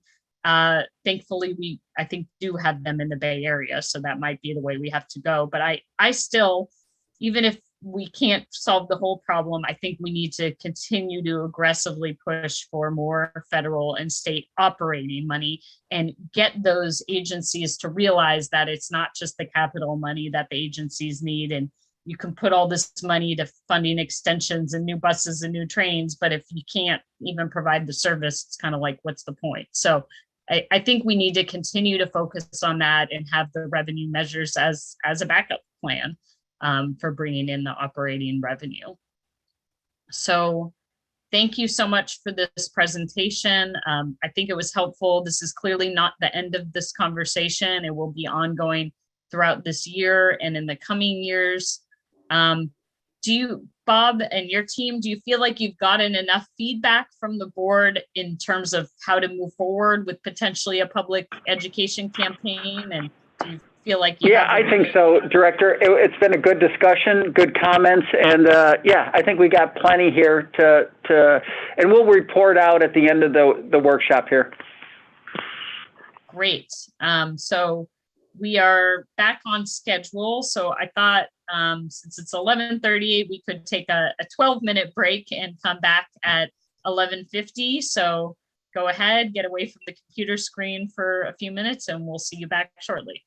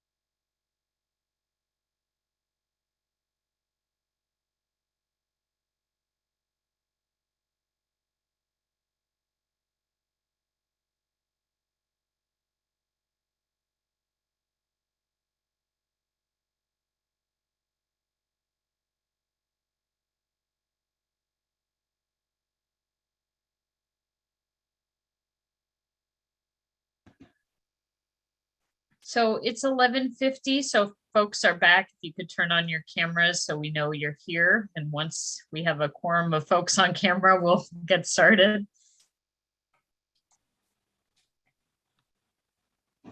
So Directors McPartland and Rayburn, if you're here with us, please turn on your cameras.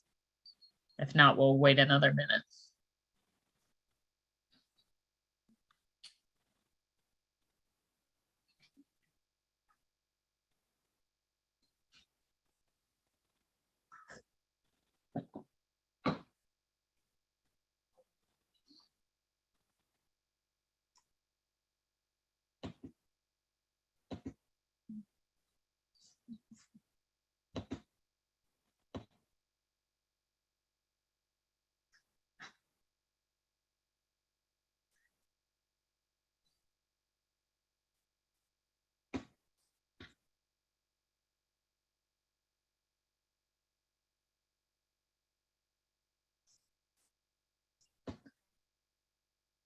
And it looks like Director Ames is here, but needs to be promoted again. Let's see anybody else waiting.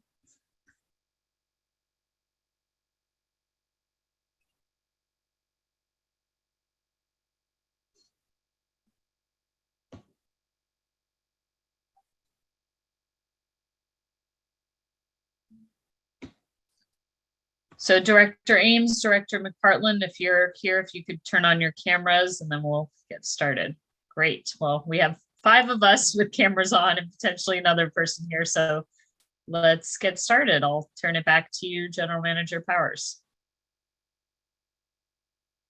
All right. Thank you, Director Saltzman. We'll be finishing off today's board workshop activities with a presentation on our Racial Equity Action Plan. So I'm going to pass it to Russell Bloom with our Independent Police Auditors Department to kick it off, and then Maceo Wiggins, Director of our Office of Civil Rights, to round out the presentation. Thank you, Hannah, and thank you. Good afternoon, directors, or good morning, directors. I appreciate the opportunity to talk to you here today. I am here to just briefly recount some of the efforts that were undertaken by the district to move toward the development of the racial equity plan that Maceo will talk to you about today. As a reminder, in 2019, my office, the Office of the Independent Police Auditor, joined the Government Alliance on Race and Equity, also known as GARE, with the intent to consistently apply an equity lens to our work in the area of police oversight and accountability. Shortly after we joined that organization, they offered an opportunity for us to participate in a year-long training with a cohort that would include staff from other jurisdictions, such as Santa Clara and San Jose and others. And shortly after we committed to doing that training, which was ultimately switched to a virtual format due to the COVID pandemic, the general manager and deputy general manager provided this opportunity for an additional 14 BART employees across 10 departments, including the police department, to participate in that training program as part of our cohort. Maceo Wiggins was part of the cohort, and we engaged in that work throughout 2020, delivering our final presentation to the entire cohort regionally in December of that year. I'm going to leave it to Maceo Wiggins to discuss next steps and implementation of the lessons we learned, but for me, the key takeaway from the experience was that we, as public servants, need to be deeply and, importantly, authentically engaged with the communities we serve in order to clearly identify and understand our role with regard to the imposition of any harm, and to measure the success or the failure of our efforts to mitigate that harm. Also in the interest of time, I'm going to refrain from reading the names of the 2020 GARE cohort members, but I do want to deeply appreciate their time and commitment. Everyone who was engaged in that cohort stayed committed to the work while juggling other responsibilities and also while navigating this unprecedented public health emergency. So I'm very glad to have had the opportunity to expand my own understanding about how to best serve the people of the Greater Bay Area, and I'm very excited about the future of the district in this area. So I'm going to pass it on to Maceo Wiggins now, and thanks for the opportunity to talk to you here today. Thank you, Russell. Good morning, directors. Maceo Wiggins, Director of Office of Civil Rights. I would only maybe put a pin in what Russell just said to add that when Russell joined GARE, he reached out to me and invited me to join him and his staff at a conference to identify the kind of synergies that we've worked to grow and develop here. And that was really a positive relationship for both OCR and the Independent Police Auditor's Office, and that partnership has kind of led us to this moment today. Before I get started, I also want to thank Hannah Lindelof and Kamala Parks, who were really instrumental in helping us set up the exercise we're going to be doing with you after we do this brief presentation. Next slide, please. So our focus today is going to be really on laying out the top-level strategies that we're going to be asking everybody throughout the district to employ, talking in detail about some of what the racial equity action planning will look like, and then look ahead at the rest of 2022 calendar year, which is going to be a very, very busy year for our diversity, equity, and inclusion efforts. Next slide, please. So one of the top questions we get is, when we're talking about equity, why do we lead with racial equity? And the answer really is race is the intersection of most equity issues in our society. And what that means is that the research tells us that race is the best predictor of outcomes in our society. It's better than income or wealth or the wealth gap or upper middle class. And so we lead with race, but the idea is to always have equity for all at the top of mind. But race, because it's the intersection of so many of our challenging issues around our traditionally marginalized populations, is the place where we can have the most impact the fastest. So that's why we lead with race. Next slide, please. So this graph here is a 2x2 matrix that focuses on the individual and the institutional, and the explicit and the implicit. And so the tan or the taupe colored boxes here really represent things like at the top, the individual explicit. People think of like direct acts of racism or discrimination. Institutional explicit are laws like Jim Crow that marginalize members of our population, laws on the books. Individual implicit is really some of the work we've been on the last couple of years on implicit bias, putting that training out for our selection panels and our staff that are working on recruiting. The bottom right corner, structural racism and institutional implicit, is really the area where most entities, businesses, organizations could do better. And what we mean by do better is focusing on these hidden areas in the institutions that are everything looks facially neutral, but things combine to create inequity. And so the phrase I've been using with other projects here is equitable processes do not produce inequitable outcomes. And so the idea behind it is that's where our focus as an organization needs to be. We need to maintain our work and our impact on these tan areas, but focus on the lower right, on the red area as a society and as a group here. Next slide, please. And so one of the cool things about looking at this challenge, this problem, is how we as a transit agency can impact other parts of structural racism in our society. And this graph does a really good job, or this chart does a really good job of laying that out. And I want to focus on the one right at 12 o'clock, home and family. And so we have a TOD program. And as the board knows, one of the core elements of our TOD program is having affordable housing in a place where it's basically one of the most expensive places to live on the planet. And we could talk all day long about housing costs in the Bay Area and its impact on our system and our priority populations, but that only speaks to how connected we are to these other areas. We're talking about providing passes so that students at universities can travel in our system to and from school. So over there at the 9 o'clock position, higher education, or over there at around the 4 or 5 o'clock position, our K-12 education. So we as a transit agency, as a group that provides mobility for people, have the ability to impact structural inequities in other parts of the society and mitigate and lessen the impact on our priority populations through our normal course of business and our normal work. Next slide, please. So we settled in and we worked with a bunch of folks on this. We did a lot of research, and we settled in on what we've been affectionately calling the 4 corners of the sandbox that lay out the 4 pillars of our equity framework.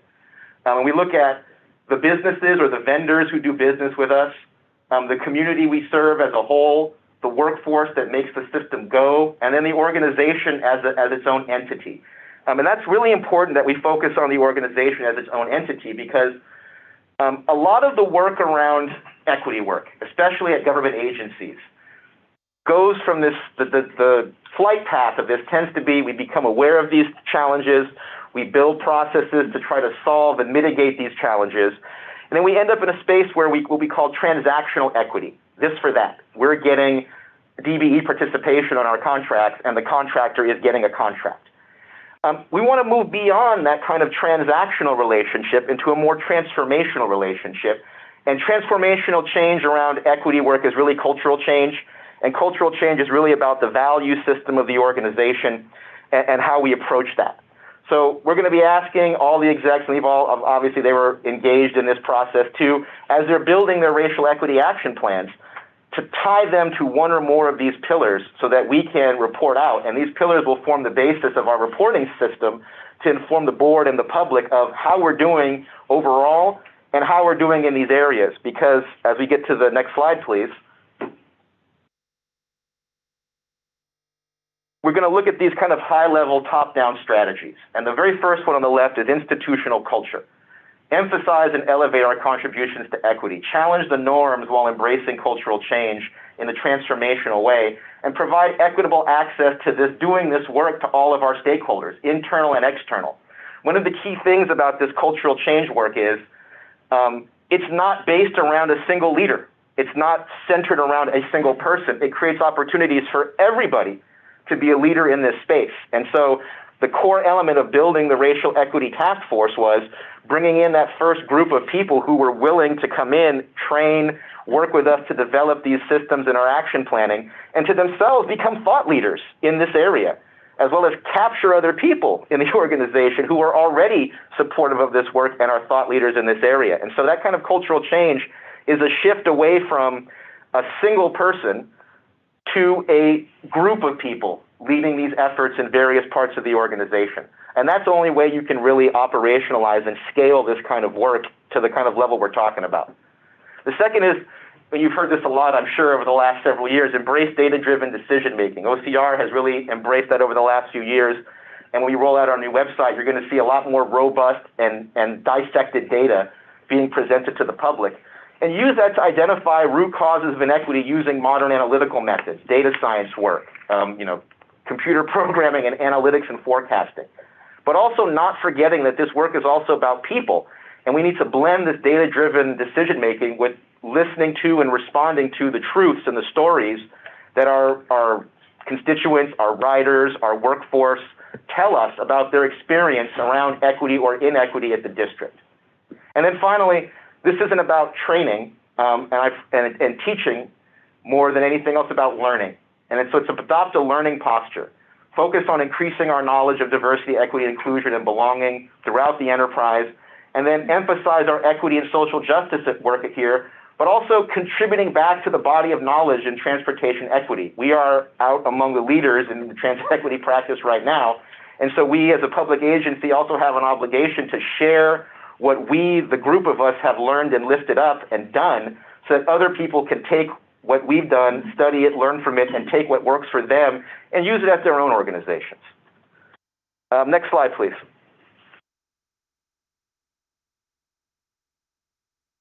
This slide lays out the basic framework of racial equity action plan themes, and they're pretty standard. Who's doing it? The ones I'd like to draw our attention to are making clear up front that we're having key performance indicators and measuring success and failure, making sure that we have people and we know who is responsible, accountable, supporting, consultant, and informed so that the work is being distributed in the right ways. And then the big one for me, because we've been talking about this all workshop, is the resource allocation, right? Resources right now are limited, so we have to make sure that wherever we have the opportunity, we connect to resources that are already there and in place that can be partnered with this work rather than going out and trying to find new funding sources. But we're still going to keep trying to find new funding sources as the federal government and more entities produce grant opportunities directly related to equity work. So this kind of framework around our racial equity action plan themes will be what the Equity Task Force and each executive office really sit down and start to draw out what is important to them and how it kind of connects to the value system, which we'll get into a little bit when we get into our exercise at the end of the presentation. Next slide, please.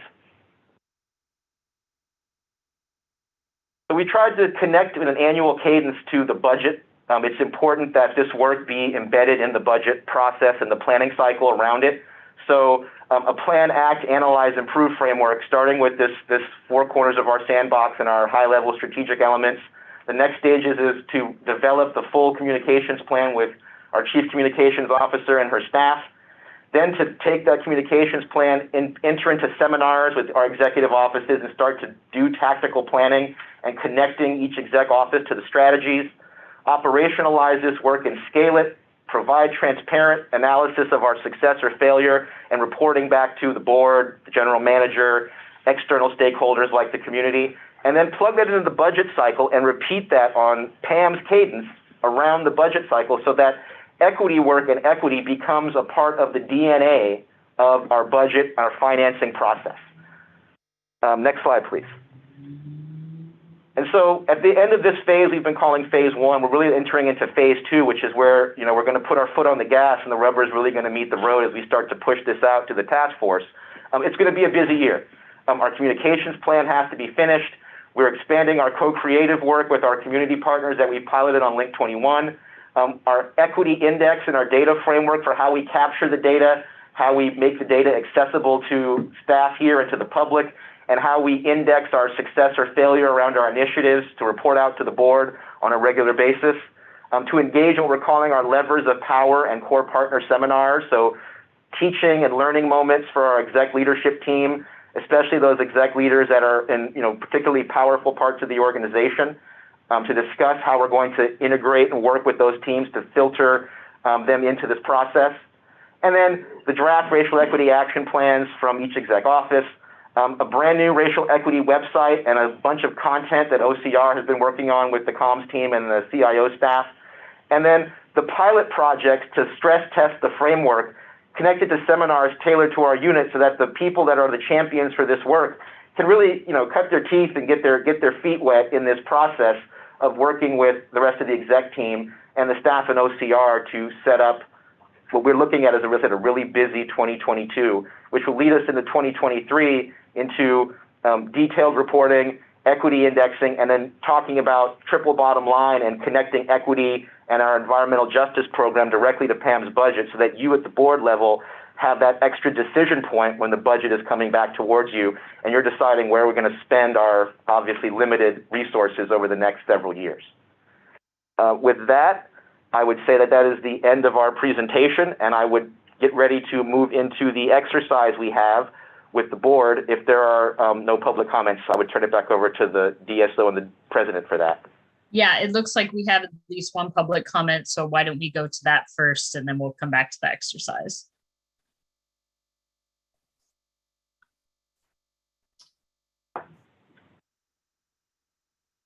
Alita, please go ahead. Thank you again, President Rebecca Saltzman and members. Alita Dupree, for the record, she and her. I appreciate your recognition in me being able to testify before you on this item. There's a lot of important things here, and I speak to you simply as an ordinary user of Bart. My opinions are my own. Surely some would agree with my sentiments. This is important, but it should not be the only thing. We talk about leading with race. Does that mean that I'm going to wait in line? Does that mean that somebody like myself, who does not meet societally established definitions, has to wait in line behind all those who do fit societally established definitions? I maintain to you that there are structural issues other than race in the community. I've stated to you before that I am a veteran. There are many structural impediments to veterans, especially in a Bay Area, which there are subsets of the Bay Area that have typically been anti-veteran and anti-defense. That affects me. There are structural gender issues. I have maintained to you that when we talk about not one more girl, that girls and women come in all different forms. And I appreciate Director Simon about 2 years ago saying that that it's good to use gender pronouns when introducing oneself at a BART board meeting, and I do it at all of my meetings. So how can we be able to reach all these different groups without creating a line? Because I don't want equity work to only cater to those who have the loudest voices. And because I am without definitions and not like any of you, I am at risk of being pushed to the side or being shoved to the tracks. I am at the highest risk of a subway pushing. And if I were to be subway pushed, would Bart pull me up, or might my Raiders t-shirt or my skirt or my vaccination for COVID-19 stand in the way? Bart should not be just about helping people with race, as important as it is, but always remember that it is the people system. Thank you. Thank you. Are there any other public comments? I do not see any. Okay, since there are no more, I can turn it back to Maceo. I just have a question for you and Russell. Before we get into the equity exercise, do you want to take questions and comments on your presentation now, or do you want directors to do that as part of the exercise? What's your preference? President Saltzman, I would say while questions are fresh in the board's mind, now is probably the best time. Okay, so let's go to any questions or comments about the presentation, keeping in mind that we have a somewhat lengthy exercise coming. So Vice President Lee. Yep, just a quick question. Thanks, staff, for this. So this area of work, a lot of times culture change, it goes a long way to have some outside experts and people who have been doing this work for a long time to help navigate some of these difficult conversations. Maceo or Russell, can you talk about whether there are outside experts supporting this process? I know we've brought in outside experts in the past.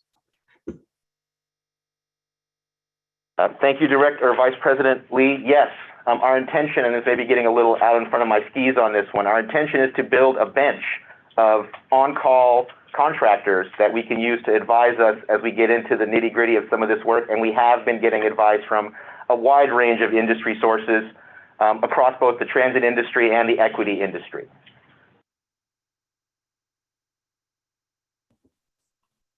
Great, thank you.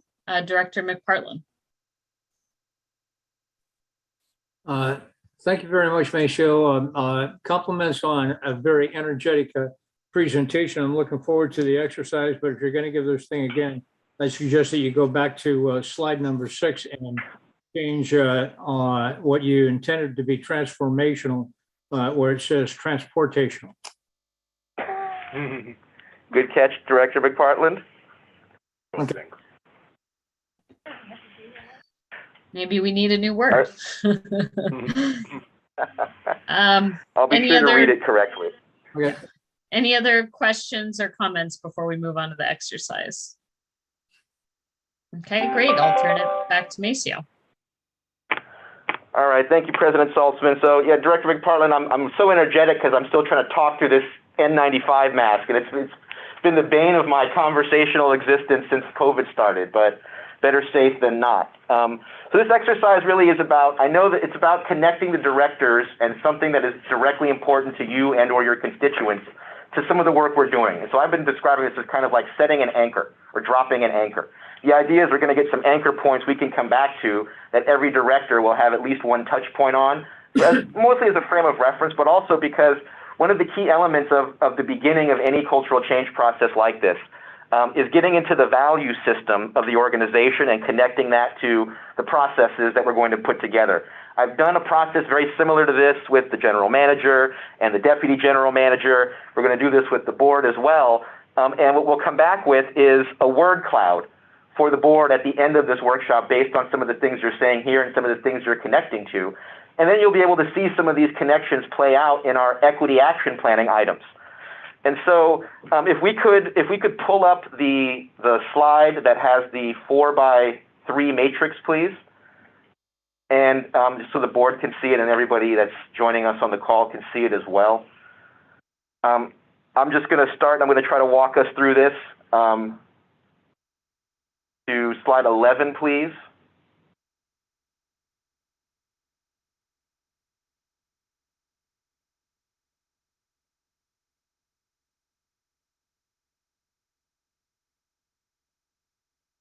And so, as I said, I know that every director here has multiple areas that they can connect this to, and it's very difficult to distill it down to one. I don't want to say favorite, but pick one, what would be the ask that is important to you.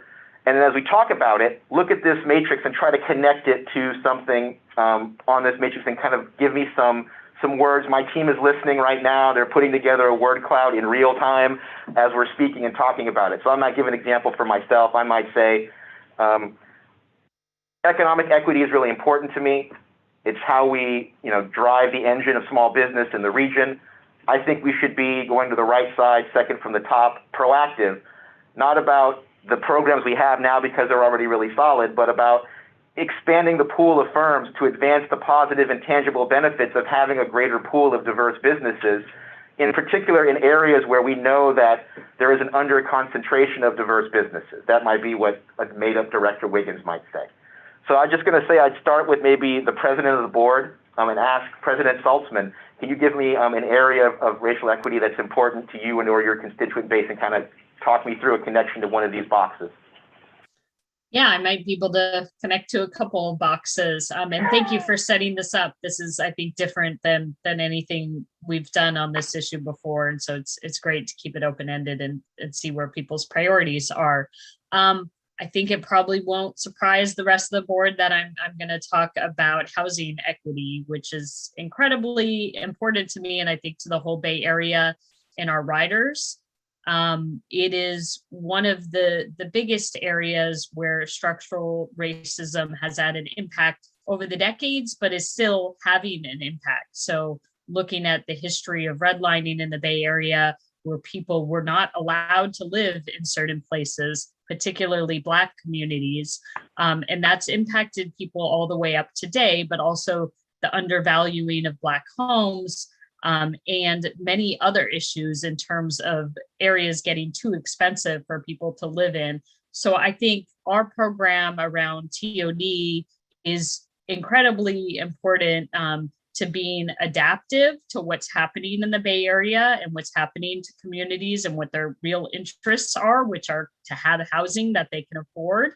And I think it's important that our TOD program remain inclusive to really impact the most impacted communities and to make sure we're working with the communities in each of the locations. So sometimes that's around housing, sometimes it's around other things like looking to what we did with Lake Merritt, ensuring that there's space there for the nonprofits that exist there too. And that's something the community really wanted. Or in El Cerrito, they told us not only do we need homes for the low income, we need moderate income homes. So we were kind of inclusive of what the community needs. And I think it's important to keep doing that. But for us to ensure that we not only meet our goals for 2040 of building 20,000 new homes with at least 7,000 of those being affordable. But I think to go bigger and meet those goals well before 2040 is going to be really important for our region, and to exceed the numbers, both in total number of units and especially in the affordable units, is going to be important to making sure we don't continue to bleed residents who no longer can afford to live here, particularly in cities like San Francisco and Oakland. And particularly, though, I'm thinking about all people of color, particularly the Black communities that, we've seen a huge decrease, especially in some of these cities where housing has gone too expensive and they've moved either further out in the Bay Area or left the Bay Area altogether. And just going to end with one example of this really can work. One of the only cities in the Bay Area in the census that just was completed that actually had in the inner East Bay or any inner Bay Area cities that had an increase in Black residents was Emeryville. And that's a city that has really increased the building of housing and especially affordable housing. So I think we can really meet the challenge there. Thank you so much for lifting that up, President Saltzman, and that makes perfect sense. So we'll be back with that definitely connected up at the end of the workshop. I would now turn probably to, let's say, I don't see him on the screen, but Director McPartland, can you maybe give us an area for yourself in terms of racial equity that's important to you, and then help us make that connection? Absolutely. I'll end up taking the tip of the iceberg, which is honesty. And that also ends up going to truth, because you can be honest in and of yourself, but that doesn't necessarily mean that you're announcing that.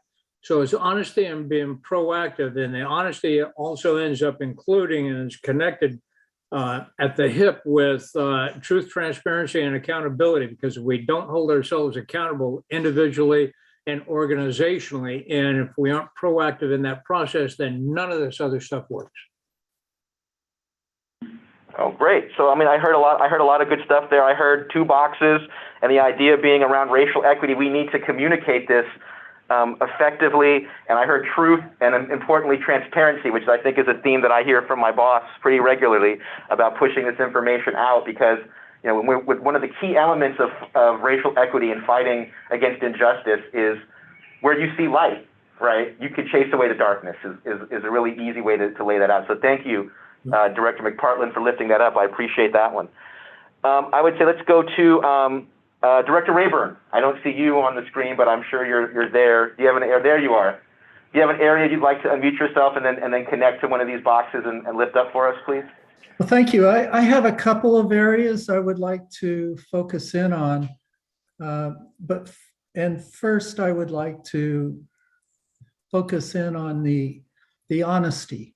And honesty about how BART was designed and what the institutional or structural discrimination elements are that are still there.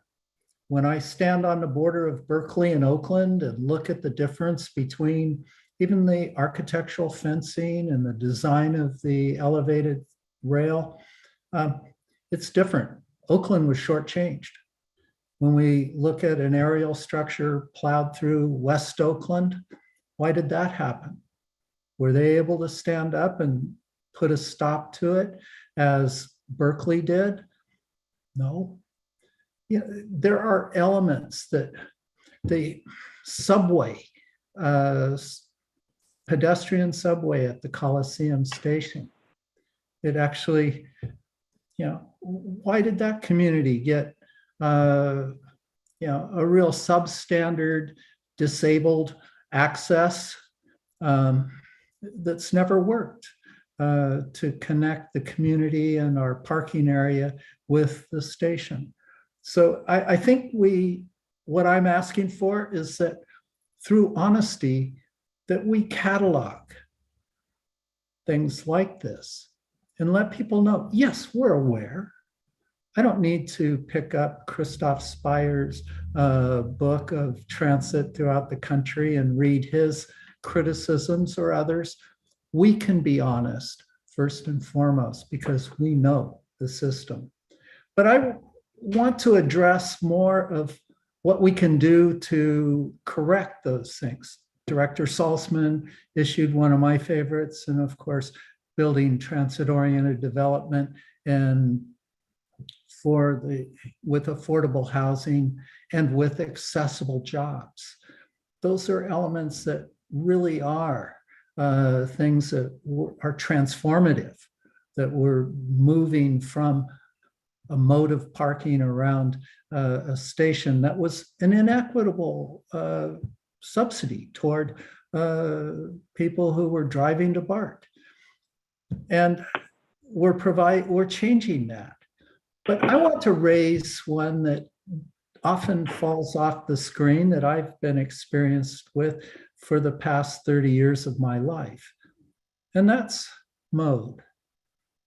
Mode equity. Anybody that stood at a pedestrian crosswalk and waited and waited and waited before, as all the cars were given their turn, and you came last, and you continue to come last. If you're on foot, if you're on bike, if you're on a scooter, on a skateboard. And we have methods of transforming that are equitable and that are truly unifying. The words complete streets. It's part of a policy now by Caltrans to design new roadways so that they accommodate everyone, inclusive. Our own Safe Routes to Bart program is an example of how we're addressing issues like that. And I also think that the word car-free, it's cropped up a number of times from speakers today as well. I'm often asked, so you don't drive a car? And I can proudly say, yeah, I've been car-free for now 31 years. And well, Director Rayburn, that is a lot of really good information. Okay. In particular, I really like the one you called out early on in honesty, and you really connected it to the system's original design and planning process, which is a point of contention for a lot of the residents of the region for a very long time. And that connection there is really about honest engagement about our role. And now the point you made about the transition from the aerial to the subway going into the city of Berkeley really is a reminder to us about the design decisions that were made not by this board and not by the staff here, but by people who were doing these things back in the 50s, and how we as a body can look at that and put in a more equitable lens in the planning process. And I agree with you, it starts with acknowledging the impacts of our organization's past decisions. So thank you so much for lifting that up for us. Thank you, because these are elements that came through in our lengthy discussions about transforming MacArthur to address what the community wants, whereas they were trod upon many years ago. We will soon transform Lake Merritt, again, another community that was ripped through, and often in collaboration with other agencies, the county, Caltrans, the city of Oakland, all work together to uproot and displace populations from areas that became BART stations. I believe it is up to us to correct those misdeeds, and we can do it in a way that really rebuilds and allows for new populations to enjoy communities that pre-existed BART. Thank you. Thank you, Director Rayburn. As always, very insightful, sir. I would say let's turn to, I don't see her, but Director Allen, would you like to share with us, please? Sure, thank you. This is a good topic. Thank you for bringing this, Maceo, and I think it was well presented. I want to just talk a little bit about policing equities. I think in the past few years, this agency has been focused on policing outcomes like citations and arrests, and really focusing on dividing people up by race in that arena. Providing selected data on that without really hearing from our police officers on other data points like warnings data and comparisons between types of fare evasion citations, between sworn and unsworn personnel, that has been a little unfair. And I think when we're unfair in the conversation and we're not honest, and I do connect this to the honesty box, then we tend to lose people, and maybe we can't achieve really the improvements that we're looking for. Our work in this area shouldn't focus on blaming police officers for inequities in arrests and citations.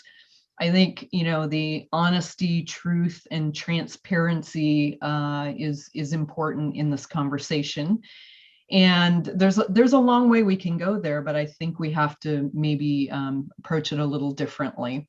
We can also connect this to being unifying and transformative in this arena, but only if we're being honest and we're looking to really the underlying causes that are data driven. And I appreciate Maceo, you introducing key performance indicators and data and metrics into this conversation.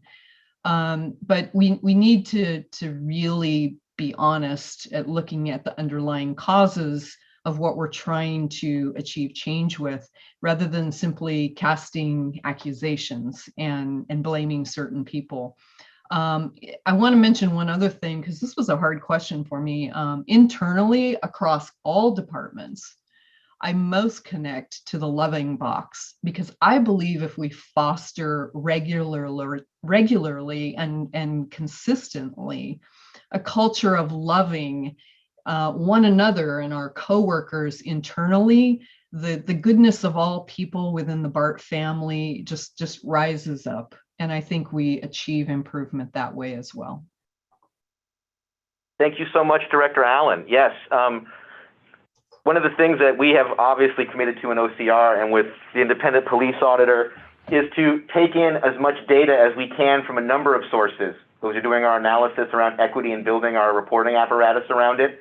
In particular, turning loose the full analytical capability of my office's analytics team. And so that is something that we as a group are eager to engage in. And of course, the Progressive Policing Bureau and the Deputy Chief is plugged in with us as well in this effort to make sure that we can take our data and analyze our data. Everything should be data-driven, but as I said before also, and you touched on, loving each other as human beings and letting us tell our stories as individuals is also an important part of this process. So thank you so much for lifting that up.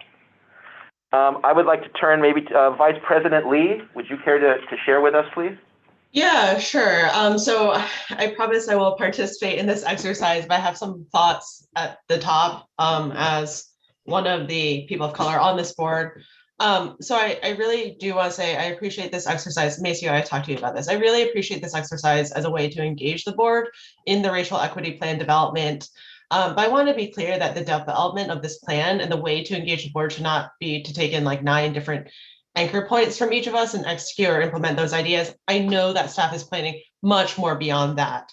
But the reason why I asked about outside experts is that there's a huge body of work around culture change and building equitable institutions. I want to be really careful about treating us as 9 experts in this field. We are not. Racial equity work is deep systemic change. I want experts who do this work to be a guide to us. I mean, we get deep dives on so many different things that are super transit technical, like I'll just pick out Sylvia Lamb and that whole presentation we got about capital program controls, and we could ask her questions, get her guidance, give feedback. But each of the 9 of us are not the experts in capital program controls, nor do we have the same professional experience that someone like Sylvia has. So racial equity work, therefore, to me, is not any different. And there are so many incredible BIPOC-led organizations just right here in the Bay Area that we really should learn from and engage in this work. I think that is critical. I like this exercise as a point of engagement, but when we are talking about deep systemic change, there's so much more out there. So with that said, I will +1 President Salzman and Director Rayburn's comments around TOD. I'm a big believer in that. I think that's a huge way to advance racial equity and to think more creatively about Bart as a district.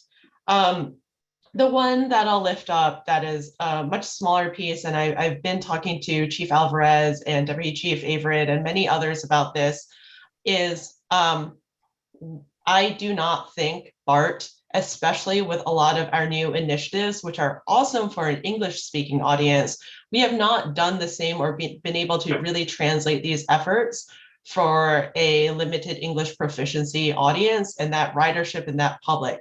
We do have an LEP advisory committee, but truthfully, in my 3 years on the board now, I've never heard from them at the board level. I don't like, unlike, you know, our bond oversight committee or our BART PD civilian review board.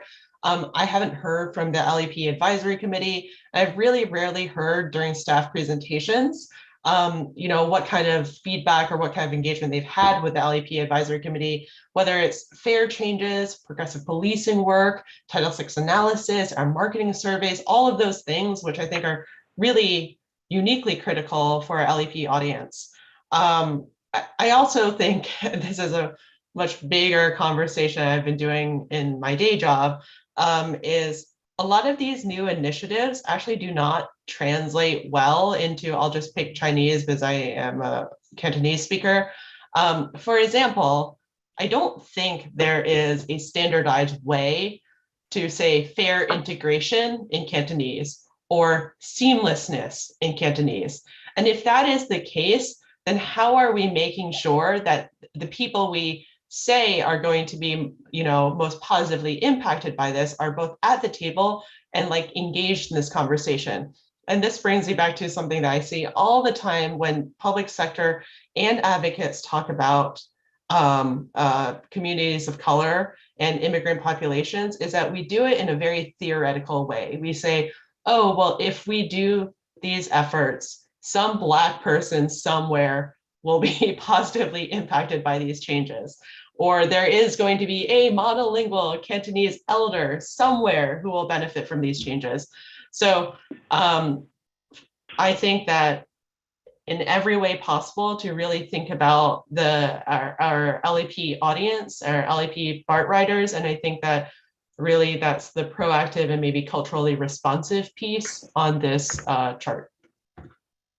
Thank you, Vice President Lee, and thank you for those pointed comments. I would only add that I agree with you, and I would say the board may not be experts on social justice or racial equity, but the board certainly are experts on the value system they want to see us advance as part of this process. So points and comments are very well taken, and thank you so much for lifting that up. I would say let's turn to Director Dufty. I don't see you, Director Dufty, but are you with us? Yes, sir. Thank you. I first want to just associate myself very strongly with what Director Lee said. I endorse heartily what she talked about at her cold opening remarks on this exercise. And ironically, Director Allen and I are in some of the same spaces. On the word cloud, the word relationship is, to me, linked to loving, around the appreciation of the dignity, humanity, and goodness of all people and communities. And then I really thought about that in terms of our Progressive Police Bureau and how Director Saltzman, Director Lee, other directors, Director Simon, and others on the board advanced us, and the response that we got from our general manager and the chief of police was to establish a Progressive Policing Bureau and to give Deputy Chief Averett the opportunity and to really look at reimagining the relationship that we have with people who may be homeless, may be addicted, may have mental illness, and recognizing. No worries. I'm sorry. No worries. How are you doing? I'm on a staircase. And so I just can't say enough about what our chief has done, the way he came into his role and helped to move us forward on the ambassador program, choosing a leader like Angela to go in. And again, about relationship, the fact that so many of our public safety staff have provided Narcan and have saved lives. And we've had the experience of seeing our BART police officers come forward who have gone the extra mile to reconnect family or get someone into services or to be an advocate. And so I guess I think that we have a real opportunity because there's a little push and pull that's going on nationally as it relates to some of the goals that I think we are quietly achieving and working towards. And so I give credit to Russell, to OCR, and really looking at what's possible to do in that realm. So I just want to say that I think that a relationship also means loving and mutual respect. And so those are qualities that I hope that we can take forward. I'd like to just take a minute and say, while I don't believe that Director Simon is with us right now at this moment on this Zoom, but I just want to say how important her participation as a BART director has been. I think that she's been a transformative leader in who she is and how she's brought that to the role of being a BART director. And I think that she's helped to elevate all of us who are open and who really listen to what Latifa has brought us. And I think that she has given her imprimatur and credibility to our organization, to people who know that she would seek to be just and to be fair. And so I just want to say that what we are doing today is incredibly important and very rewarding to me personally. And I just want to call out how much I feel that over the past 5 years, Director Simon has helped to move us forward and to help to heal relationships and to really aspire to be loving and to have relationships. And so, I just want to highlight that. Thank you. Thank you, Bevan. Thank you, Director Dusty. Bevan works. Let's go to Director Foley. Director Foley, are you still with us? Yes, I am. Thank you, Maceo, and thank you, Russell. I appreciate you bringing this to us and giving us the opportunity to provide feedback. But also, I'm really happy to hear from all of my colleagues about these important issues you're raising. And the good news is I don't really disagree with anybody. So that sounds like we're all moving in the right direction. So Maceo, if I were to pick an area, I would really focus on employment equity, inclusiveness, proactivity, and love. Our workforce must reflect the community that we serve. And I think we can certainly do a better job of doing that. We are a Bay Area employer of choice, and we provide folks with a solid middle-class career, and that should be available to all. And so I really want us to focus on both our hiring and promotional opportunities within BART, and not just entry-level positions, but leadership positions, to give opportunities for folks to move within the organization to provide roles as mentors. And lastly, I would say that I would really want to see us try to remove systemic educational barriers in our employment practices. Too often we exclude candidates because they don't have a piece of paper from a college. Some of the best employees, colleagues, workers we can have don't have the opportunity to do that.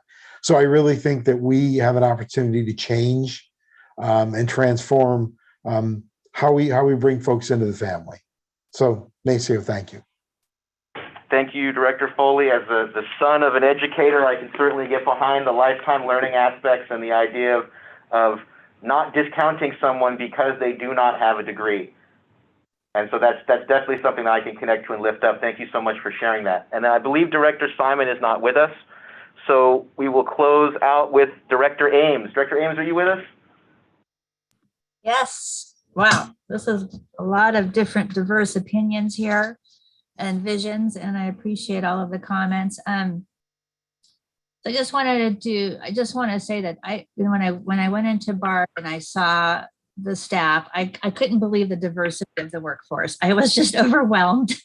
I'm like, this is great. I mean, I really think BART is a leader in equity, and this is just a testament. This exercise just says it all. I mean, you're trying to improve and do continuous improvement and figure out ways to include everyone. But I do also appreciate Ms. Dupree's comment that, it may not just be race. That's the issue. And I think about the presentation, Maceo, you said that there's this, institutional implicit box where you've got, this hidden area of things that look neutral, but there are hidden forces behind bias and all of these other issues that we can't really quite put our finger on. So, and I think about hidden forces, and this to me is like climate change. I mean, nobody's really visualizing like what this really means to our shorelines and to our communities. And this doesn't impact race, it impacts our environment also. So I would look at this exercise as I look at it as a more broader picture that we need to help our community, our society, the health of the Bay Area and our, employees. I mean, I feel like my biggest concerns are when I see projects that are along the shoreline, like going along the coastal subdivision, or I see projects near the Port of Oakland, but the Port of Oakland has got this whole issue around pollution because of the truck freight, that's going in and out of the port on a daily basis. And there's the Environmental Defense Fund is out there saying we need to move truck freight to I-580, because I-80 is, full of cars, trucks. And, Macy, when I think about this hidden forest, there's all of these projects that really are impacting the climate. They're impacting our environment. And when you had mentioned when we're doing the system planning, the planning process was different from the 50s to now. And I look at from the 50 years from now, we really should be thinking about the health of the bay, the health of the wetlands. The wetlands might come inward. That impacts our communities. Where are these people going to? Where are the people that are living in these areas? Where are they going to move? So I don't know. I guess when I think about all these issues, and this also goes into housing, and it goes into the types of transportation projects that are being considered. I think, maybe we should be thinking about transformative solutions to change the culture, to change the institutions and policies being considered, because it's not mandated that we adapt to climate change right now. It's not a requirement of CEQA, the California Environmental Quality Act. It's always project specific. And, I know this is kind of maybe branching out further than the group, but I think it touches upon so many areas of what we're talking about. So I don't know, Macy, what do you think about? I mean, that's my value system, is really looking at it from an equity lens, is really protecting the future of the health of the health of our society and our environment. So Director Ames, thank you for lifting that up. Environmental justice is an important part of racial equity work.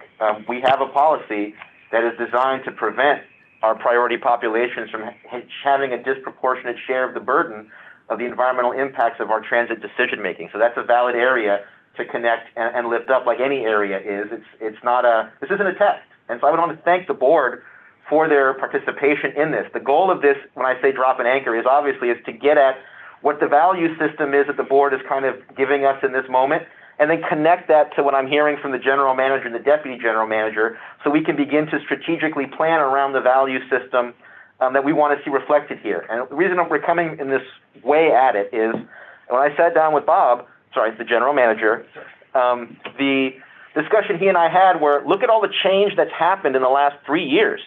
The general manager left, and then the general manager came in, the deputy general manager, new deputy general manager came in, we had COVID-19, and it was an appropriate time as part of our equity effort to re-articulate through my boss what our value system is to the organization as we embark upon this journey, so that we can use that as our anchor as we implement this kind of change. So I want to pause there and say thank you so much for the board for participating in this exercise. I know it's new, but this is the kind of activity that gives us the ability to kind of get a window and an insight into what you guys would like to see us lift up. So with that, I would turn it back over to the president of the board. Thank you. I think that concludes the agenda today, but General Manager Powers or any of your team, do you have anything additional before I wrap it up?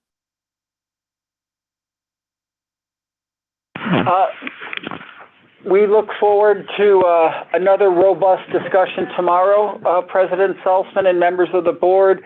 We have 3 additional themes that we'll be teeing up for a discussion amongst the board members and staff here. We've taken good notes on this session, and at the end of the 2 days, we'll pull it all together, and Hannah and her team will report back out to the board. So just thank you for your guidance and your thoughtfulness on this, the day 1 of this workshop. So with that, we will conclude this day one and we'll pick it up tomorrow morning at 08:30. Great. And I just want to thank everyone for their very active participation today. I think it's been really useful conversation, and hopefully we can do that again tomorrow. So see everyone tomorrow.